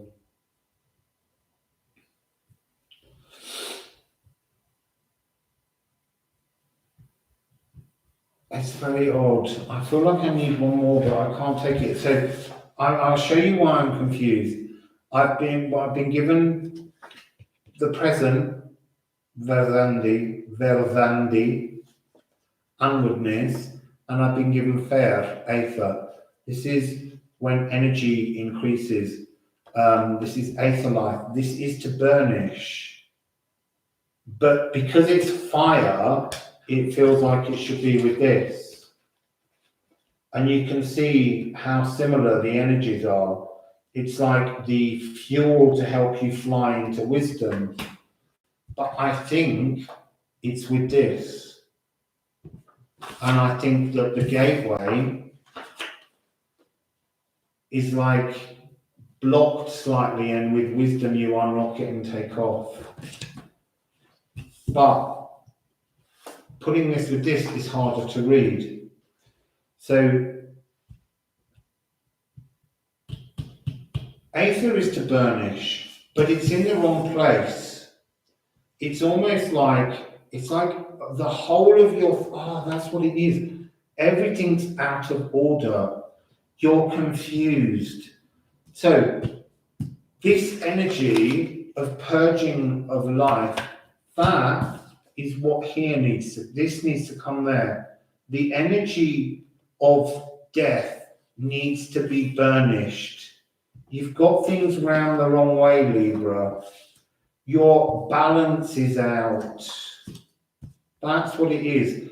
Your balance is out. House Libra is out of balance, and it needs to come into balance to clear the present energy so that you can take flight somewhere. We need a card from Mushbulhamir.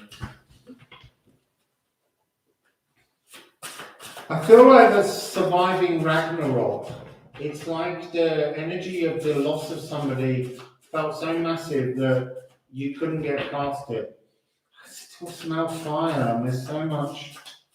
There we go. What have we got? Oh, look. Tread, soul prints. So when you have your wisdom, you move forwards. There's something about this being the energy of the other, the loved one, never leaving, but also not being so present unless you call on them. 30 and 31. And these are both Anglo-Saxon editions. That's the final rune in the older Thuthart. These are Anglo-Saxon editions. So the fire, it's almost like branding the memory into your heart. So you carry the memory, but you're freeing them. This is an energy of bringing yourself into balance. And when you bring yourself into balance, you can break down the wall and free both you and the loved one. There's something about you holding on to the loved one that's blocking you, that's holding you in your own frequency. That's what this house Libra is about. It's cosmic law. It's balance and imbalance.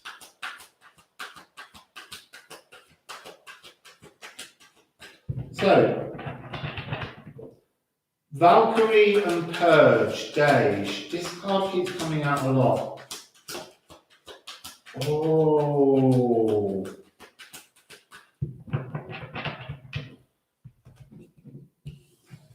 Right, I've got Lust and Worry. So this card is coming across as the choice was made to take this animal down, to take this loved one down. And it was very simple. The tail of the snake has got a kind of energy of snake. The tail of the beast has got the energy of a kind of scorpion frequency, of a kind of bitterness towards spirit, towards the decision that spirit made to take something and purge this energy of life. And it's left an emptiness in Libra.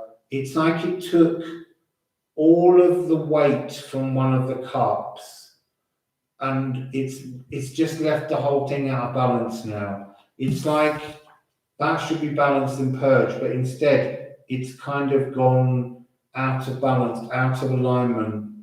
And it's holding you out of energy, and it's also holding them trapped in the present with you, and they don't belong in the present with you.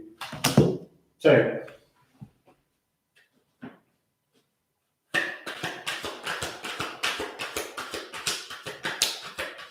Sheila, do you know what? I don't know, but it was very rude. I'm embarrassed. Not. Right, so what is this aether, this portal that you won't look at, this fear of the pain of spirit? It's kind of like an anger at spirit. What is this to do with, please? What is this anger with spirit? The aether that needs to burn through the portal, the giant portal. You've got two giants. This is big frequency here. You've got the fire giant, and you've got this portal giant, cosmic giant. Thurizaz. There we go. I needed another card. Right, this is interesting. So you won't look at this because you're angry with spirit, because they took away something you loved and you never got over it. But you have to burnish the space. You have to apply the aether life to actually make this less painful. And the only way you can do that is to understand the truer vision that's being offered.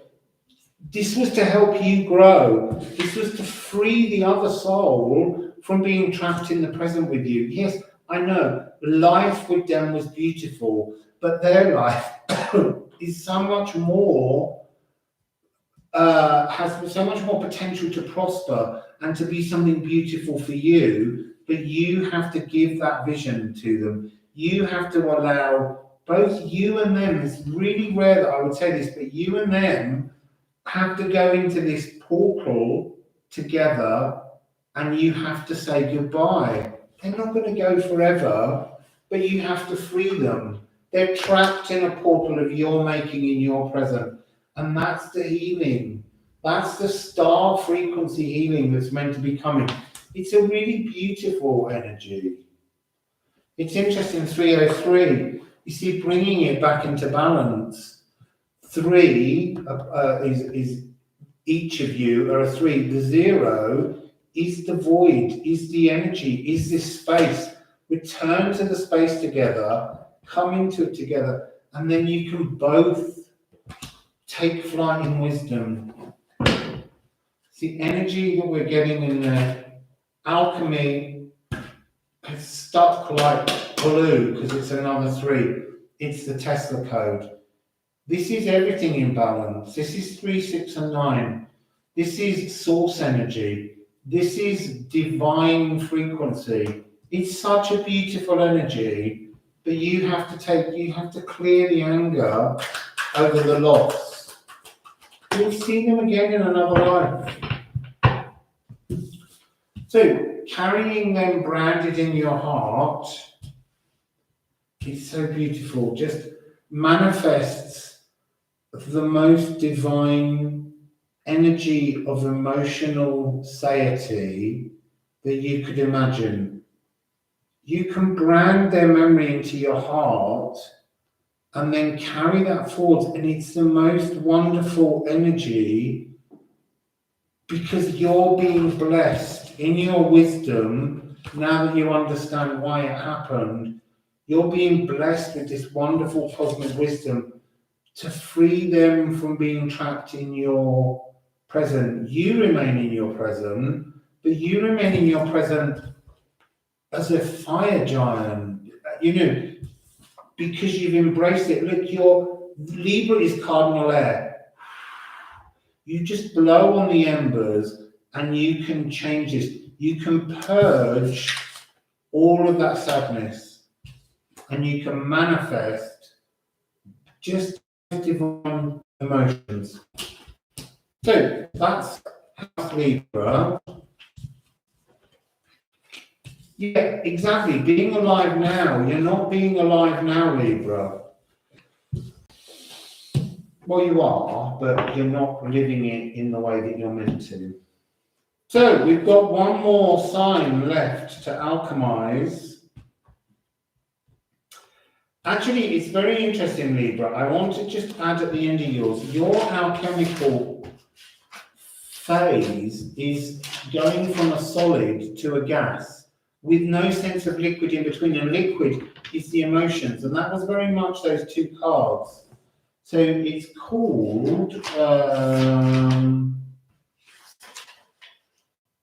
it's called sublimation, sublime. It's where that comes from. And that seems to be the energy that you're moving towards, sublimation. To be sublimely, blissfully joyous, but you've got to somehow move from that solid straight to the gas, because you're air. So, we're nearly done. I think this will be my longest reading ever. It's nearly 4 hours. I'm sure it will be by the end.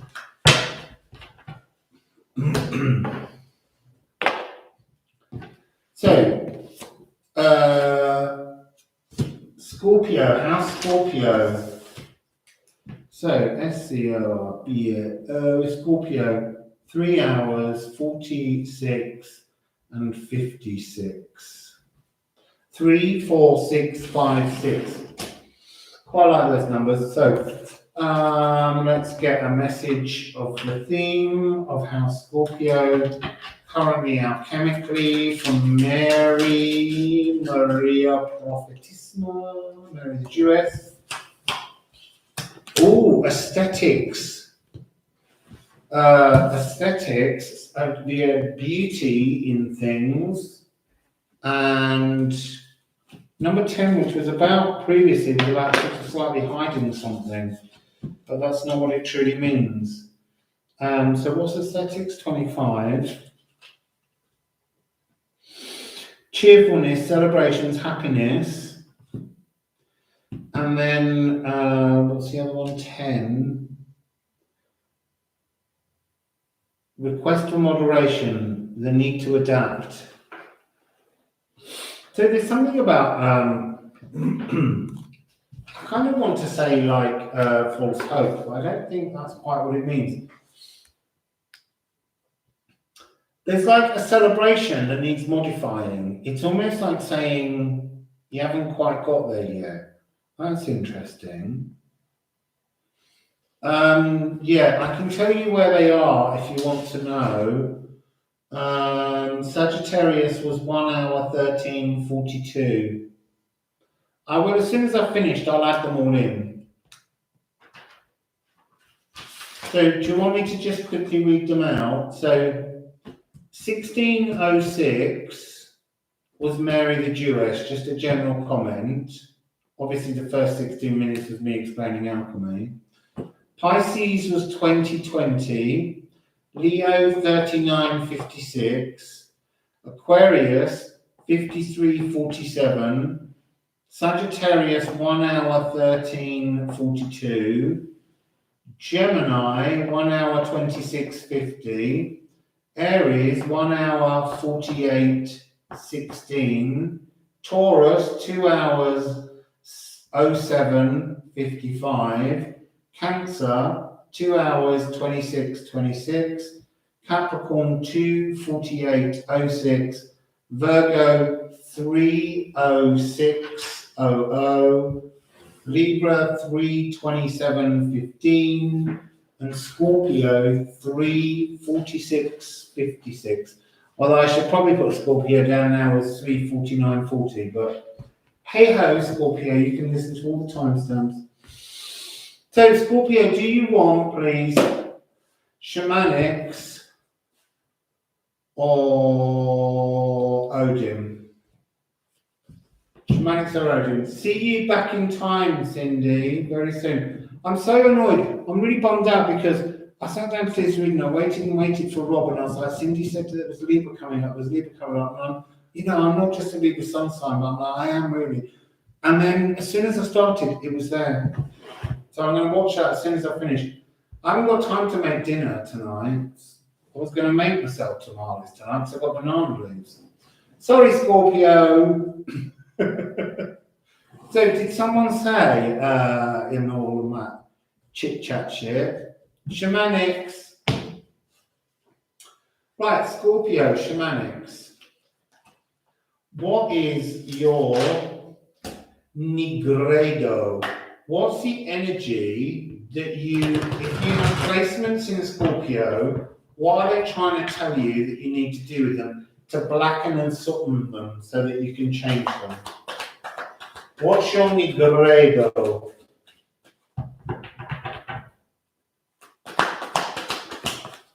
Ooh! It's already fairly burnt. 31, the lower world. Pluto is at home there.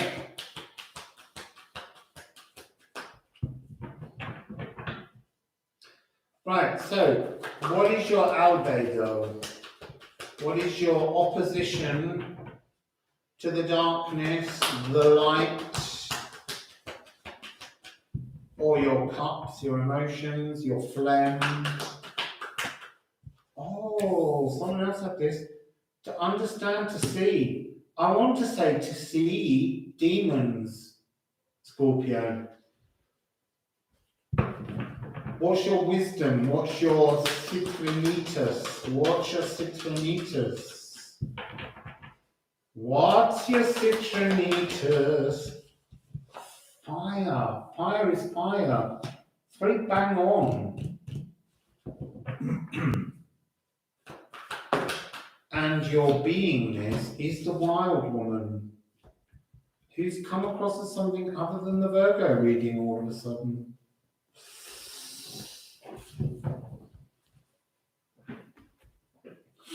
So, what am I getting from this? Getting an itchy label suddenly in the inside of my t-shirt that needs pulling out. Oh, so annoying when that happens. They put these horrible crispy labels in. When you tear them out, they usually take out the seam of the shirt and ruin it. But I can't have that now. It's bugging me. Never felt it there before. Right. Lower world. Facing shadows. I want to say, actually, get out of the lower world. It's like you like it too much.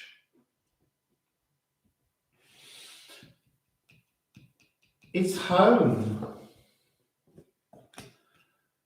But it's a false home. That's what this moderation energy is. It's like an energy put upon you by mystics and all kinds of, astrologers that says, oh, Scorpio, death and rebirth, they just love all that dark energy. And there is a part of it that feels like in how Scorpio, that energy's there, but it doesn't mean you necessarily like it. You could have Venus in that sign. You could have, Mercury there. You could have Jupiter there. You could have... So there's something about the lower world, this kind of dark, salacious energy that just doesn't actually feel truly like you. It's not, it's like a falsehood. And then you've got the seer, and the seer is air, and there's no sense of emotions. Where's your water? The only water that you have are these sort of dark rivers, the river Styx. No one wants to go on holiday and sit by the edge of the river Styx having a picnic. So, oh look, you're gripped by it. 3111, 3111. You're gripped by it. It's almost like it's become the definition of your life and it has to be burnished off. You can't keep pretending that you are Pluto. You can't keep pretending that you are death itself, reincarnated. And I'm saying this, I'm the one that's always going on about how I seal the store of death in the 13 moon calendar, galactic calendar. And I do have a strong connection with death. And, and I have an ancestral name that's Hellson, which is the lower world, the son of hell. Those clues are there. And I am Scorpio first house. So maybe I'm talking to myself here. Quit with the death shit. So the seer is your life.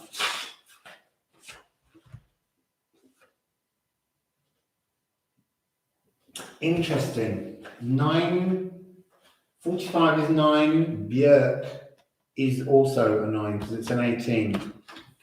After you've burnt the comfort of the underworld, begin again. I mean, it is that energy of death and rebirth. I'm just so tired of death and rebirth as a term we just throw out so easily.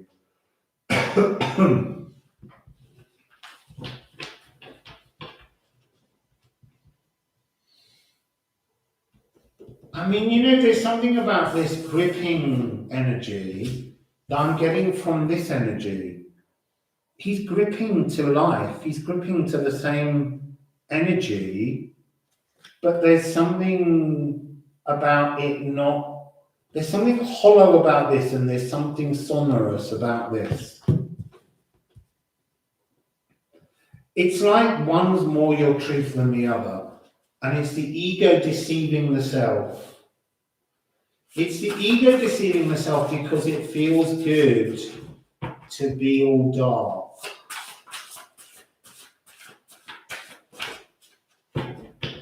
That's a lot. So, I'm going to have to take them because what's so interesting... Oh my God, there's another one as well. Okay, so they fell like this. They felt like they were trying to tell me a story. So, and behind that is to waken. So, there's something about your wisdom being able to move on from your past, because past is there. To move on from your past, to waken, to move, to weather, to weather, that's how it works. To weather, to waken, and to move from your past. Oh, look, 51. Oh, I thought I had a 5-1 earlier. Oh, no, it's a 3-1, sorry. So, you can see the kind of energies. If you add this one in, it's like coming out of the mirror, seeing the energy of the lower world as your ego and your wisdom as yourself. But the ego has to be, again, turned into kind of, to burnish it off, to turn it into ashes, so that you can move forwards awake. And then it ends here with the protected wild woman. But this is the person that sings their own tune. They don't play the record that everyone says they should.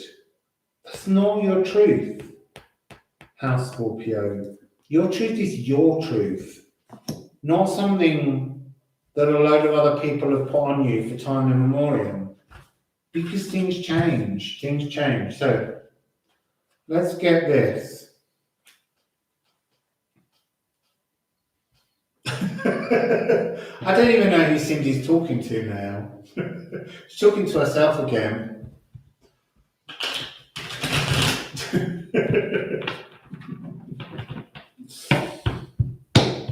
I don't even remember that one. It was so long ago Cindy was in the garden.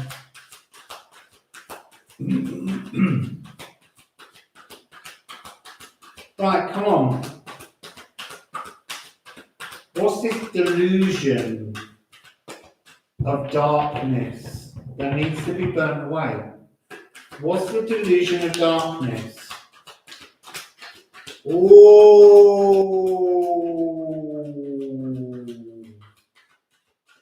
What's the delusion of darkness? It's a shadow.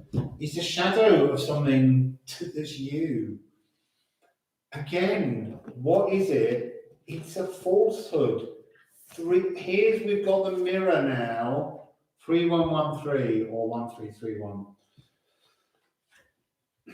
You are not the mirror of other people's expectations. This is you, really. This is your truth.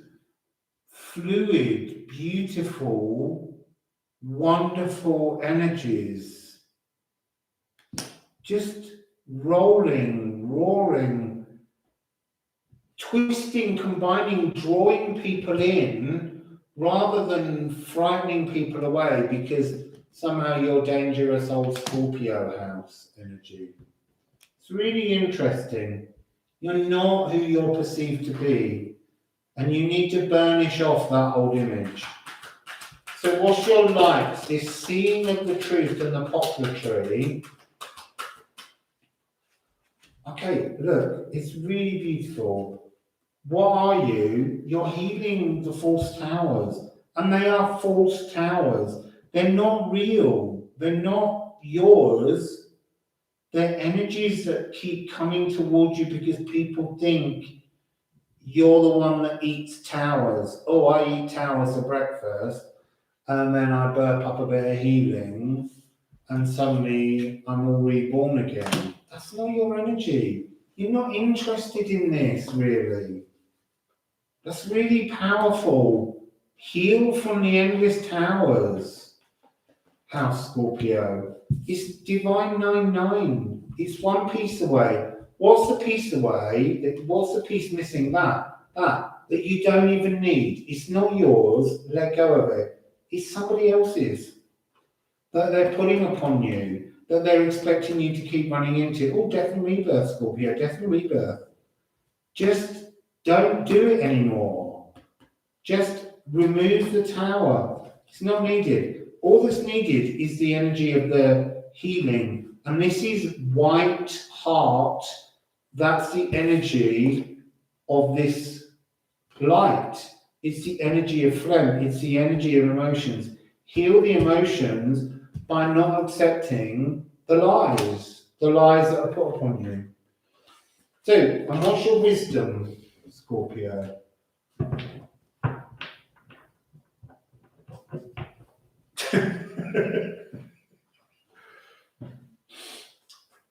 Somebody type a message to Cindy from me that just says, I felt like you were in my head all morning anyway after talking to you this morning. If someone can, you don't have to. Yes, it is a continuation, but it is an energy for definite, Maria, that just gets put on Scorpio, like, oh, they'll deal with it, they're death and rebirth. I've just got this thing about death and rebirth at the moment.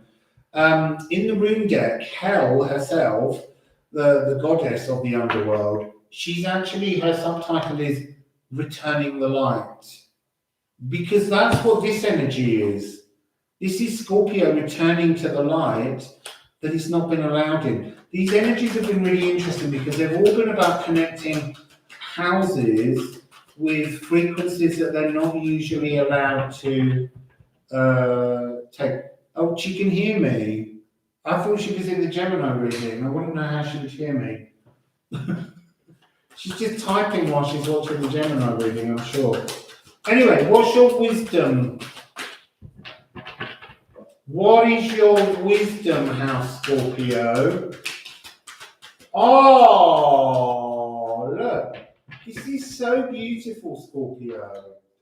What is your wisdom? The satiety of love. The complete and utter acceptance of the truth of your emotions. Because you've looked into the fires and you've seen it wanting. You've looked right inside. You've been given the privilege. It's almost like using the Mars energy that's one of the rulers of Scorpio. And you've looked in and you've gone, no, I just want all the emotions back. I don't want to be the little scorpion with the skinny tail in the desert. I want to be the beautiful, wonderful, yet sexually passionate energy.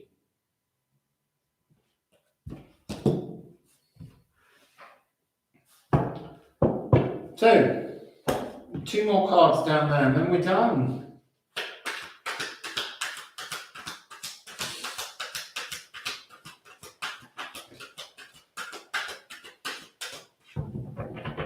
So, what do we have? What fuels you is the understanding, what keeps you in this protection of your own true passionate frequency of the combined heart. This love, the blue part of the heart, and then the satiety, the total energy here in this. I need to move that down. These 2 cards are here in the heart of the person and they're protected by spirit. And what's the energy frequency of understanding the restrictions of other people's burdens upon you and the cruelty with which they inflicted it? This doesn't, because they came out this way up, this ends. This ends. You've moved on, you've weathered this, the weathering, the hail energy. Oh, that's another 9. 919, the horse and the move. Oh, and 69. Oh my God, and 51, which is 6. Your wisdom is so divinely Tesla code. And this is 6. Amazing. Amazing energy that you're moving on to. This is a divine 9. You can take out all the wounds that have been implanted in you and they can no longer hurt you because you've dropped all the burden of other people's expectations on you. So that's Scorpio. 4 hours and 7 minutes. That's a good day's work, plus the 3 hours planning it and practicing it. I'm hungry now. I always say that at the end of a reading. But I was going to make tamales. I can't make tamales now. Boil some rice or something. Didn't have time to go out and get anything either. I've been waiting on the gas people, refilling the gas so that I could have a shower and actually put the oven on. Yesterday I didn't really have gas. So, and they were supposed to come tomorrow. I sat in all yesterday and they didn't turn up. Naughty gas men. Yeah, anyone who can master self is amazing, William. I'm not saying I've done it. But I do keep looking and I do keep trying to change my birth chart through the alchemy of ideas. And that's all philosophy is about. So, I guess I will have to type up all the timestamps and put them in a message. Other than that, I've got more things to come, but I really needed to get that energy out, and I kind of thought it would be a bit long because it was about dealing with 4 stages of alchemy, and it was Mary the Jewess. We wanted to sort of bask in Mary the Jewess. It's like dirty Virgo, though, eh?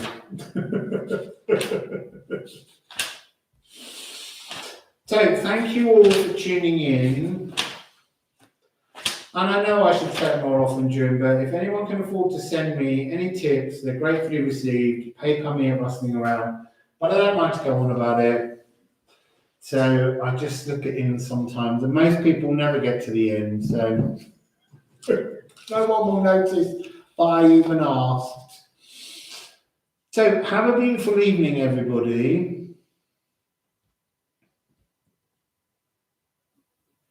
Yeah, I think everything takes a lot longer to cook at high altitude. Thanks, William.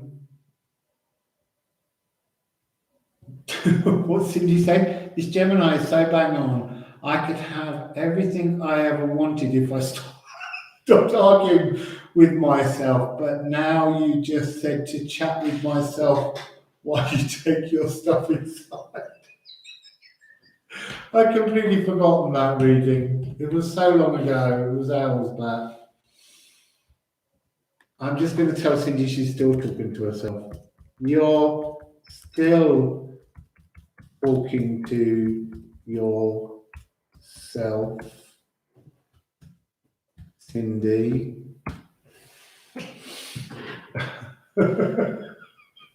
Oh God, I love Cindy so much. She's back. Ah, you caught me. Well, do you know the one you need to go back and look at that you came in halfway through is the Virgo one, 3 hours and 6 minutes 00 seconds. I love arguing with myself too.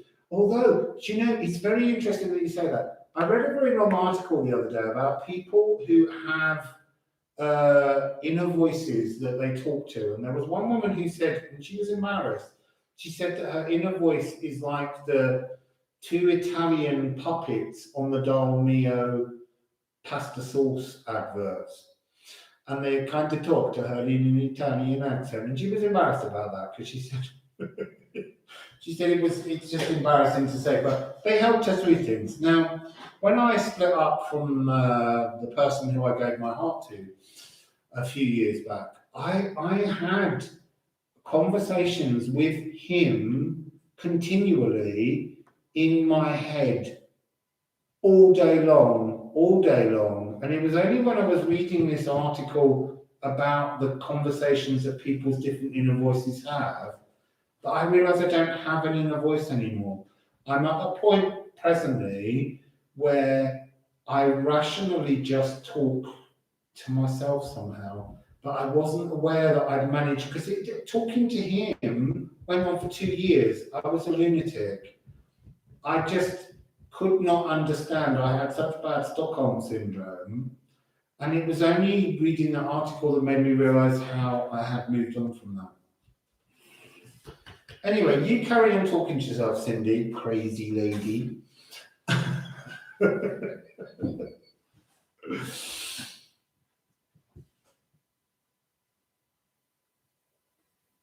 No, it's interesting, Parry, isn't it? Some people have never had them, but I did in the moment of trauma. In the moment of trauma, I had the thing, because I was processing everything, and it's hard, and you question everything, but I couldn't not ask all the questions directly at my ex. That was so weird. And it honestly went on for 2 years. It was awful. And now you can go swivel. So, any other questions, people, before I run to the kitchen? Yeah, it's really difficult, isn't it, Maria? I spoke to somebody who came to see me after she had a fallout with her partner, and he left, and she told me how many psychics had told her at different points that he and her had been together 67 lifetimes and that they were soulmates. And I just went, you're not. You're really not. You may have been, but you're not now. You've got Stockholm syndrome. She went, no, I know we're meant to be together. I went, no, that's Stockholm syndrome. He was abusing you emotionally, and yet you loved him, and yet still you keep thinking that the narcissist is worth loving. They're not, but it's hard because your brain's doing this.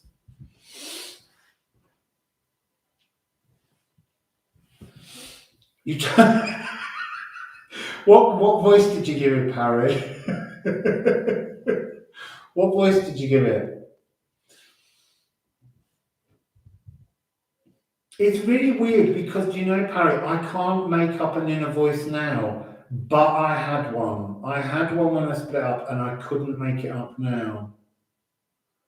Yeah, it's way too long. But you know what's really funny, Cindy? In the reading that I did for her, the card 68 came out with final energies of completion.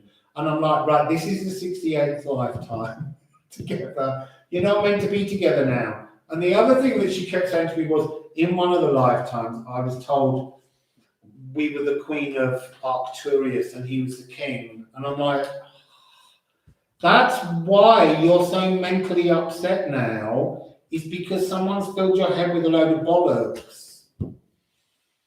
But anyway, she didn't listen.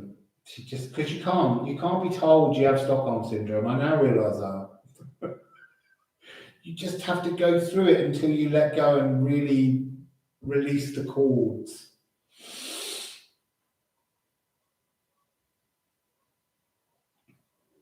Yeah, my inner voice is my voice, but it wasn't. That's what I'm saying. For a long time, it was my ex's voice. I couldn't get rid of it. Yeah, you can ask. Are you asking Penelope a question on me? There's no. Well, that's what I said, Eve. That's what I said. I said, look, if you really want to be honest, spirituality is not about being better than other people. It's not about ruling. It's about coming together with common ideals and working together and being together. The idea that you were the king and queen of some star system is a load of old bollocks. Stop watching Star Wars if you can't see it for fiction. Sorry, Rob.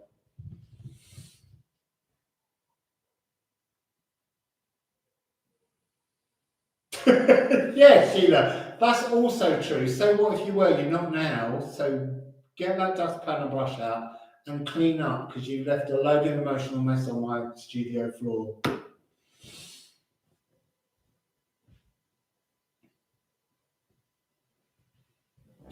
It is terrible. You see, the thing about Star Wars is, I know everyone loves it. And when I was a child, we went to the cinema to see it for someone's birthday.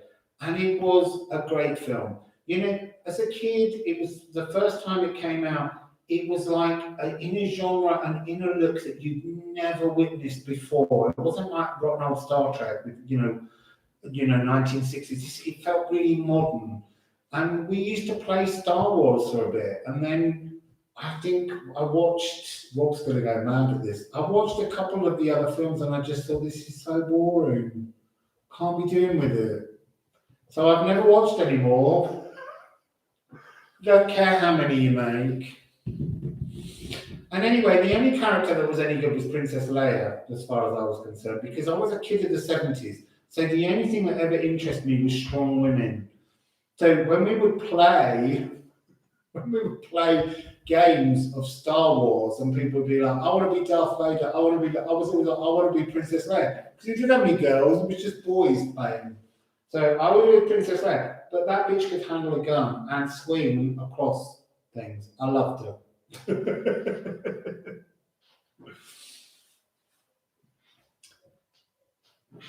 Yeah, do you know what? The thing is, as a kid in the 70s, it was much more fun. We used to love Charlie's Angels because they were tough. And we used to play Charlie's Angels. We used to make all the boys play Charlie's Angels. And if we were doing superheroes, then I had to be Wonder Woman. I've always had no problem with my animus. I have no problem connecting to the female part of my energy frequency. That's never been my Jungian issue.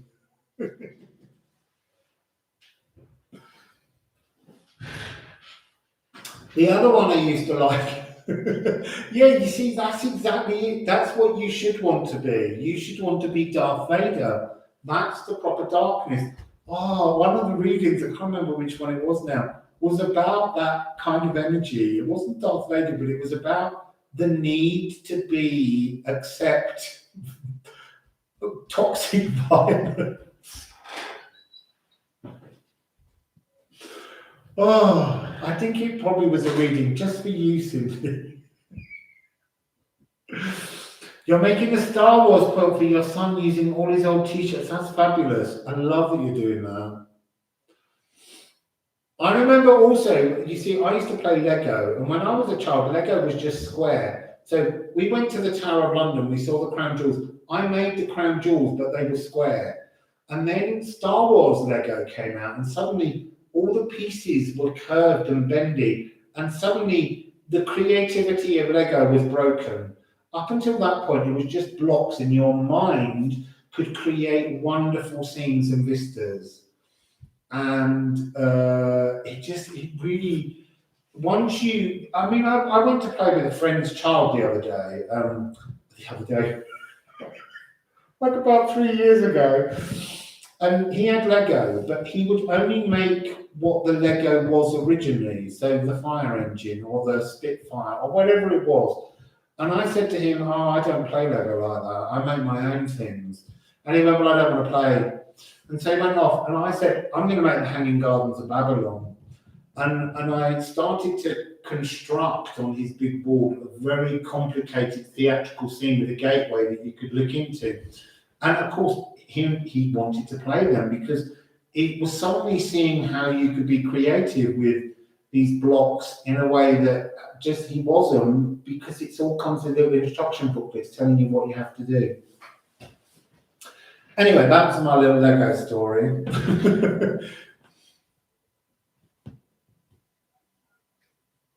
Yeah, exactly. When they started coming out with kits, that's when it went wrong. I mean, I made a Santa Claus, a Father Christmas figure in Lego. Yeah, he was all square, but he had black boots with little yellow buckles, all made from the simple, square bricks. I know exactly, a master builder, you were a Lego master, yes, exactly. I was thinking about that you did that reading about the master builder, and to me, Lego was a masterful creation thing that taught me spatial awareness. So one of the inherent skills that I have, I guess through a blood ancestor, is if you show me a drawing, I can turn the drawing into the three-dimensional pattern that you would need to cut to make a dress. I don't know why. I like dresses. I don't know. I've just had an ability to cut patterns like a tailor and to stitch them together. But I can't do the other way around. I can't draw three-dimensional into two-dimensional. But I am a Lego master builder. I loved Lego.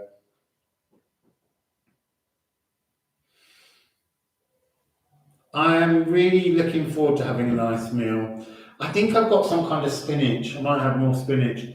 Spinach is very good. Here's a little tip. My friend was telling me the other day, who's just been suffering from COVID and lost her taste and smell, that someone was saying that one of the things that you should try and boost is your levels of zinc. Whether that's true or not, I don't know. But it doesn't hurt to put out knowledge that can be helpful through diet. So zinc's very good for the smell. Yes, because of Lego, exactly. I can do that as well. Yeah, a flat pack, I love a flat pack. I call flat packs adult Lego. What am I going to eat? I've got the potatoes here, they're so gorgeous. They're really hard, and I bought a new brush for cleaning all the mud off because they're so fresh on the ground, they're covered in mud. I'd like to have some onions, potatoes, and some spinach, something like that. I'll boil the potatoes and then sort of lightly saute them with the spinach. I love spinach. The best spinach, though, which they don't have here in Chiapas, but they had where I was in Merida, was they have one called choya, and it's tree spinach. It's an amazing tree, and they take 5 spinach leaves and they liquidize them up, and they make this drink that's a super nutritious meal. But it does, you can only eat 5 leaves a day because it's got arsenic in it. And if you cook it, you mustn't cook it in aluminium, but you have to cook it for 15 minutes to kill the arsenic. But you can drink 5 of the leaves a day because a little arsenic goes a long way, apparently. Yes, I didn't look at the picture because I thought it might make me sick, but someone did grow the most outsized potato. Oh, listen, I used to love making spanakopita. Oh, I absolutely love it. With all that butter-covered feeling, pastry, crispy on top with the feta cheese. I also used to add a little sumac to it sometimes. I mean, I might try, it just depends, and make a video of how to make tamales. Yeah, I know. You can have a little bit of arsenic, that's all right, apparently. Not too much. And no one told us, and we were like drinking loads of those chai drinks, so we probably OD'd on arsenic in the early days in Merida.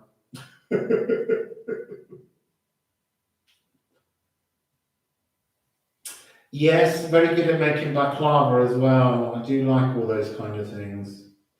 Although I try and make my baklava a little less syrup sweet. Too much.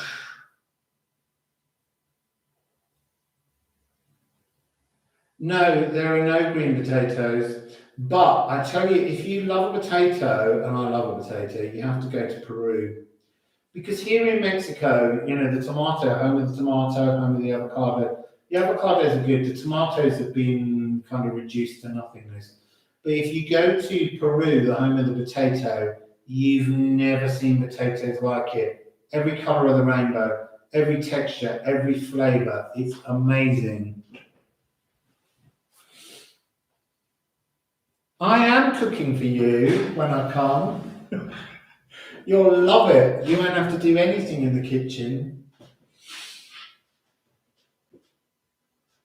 I am addicted to potatoes, it has to be said, and the potatoes here are so fresh, they're so out of the ground like new. Oh, they're just delicious. They're really hard and they taste the potato. Yeah, there are so many different kinds of potatoes in Peru that in Lima, they have the Potato Institute. When I was there, my Olga wouldn't let me go. And I was like, nothing pleased me more than going to the institute where they look after potatoes. It would just be a moment of divinity for me, but she wouldn't take me. So next time I go to Peru, I'm going to the Potato Institute without fail.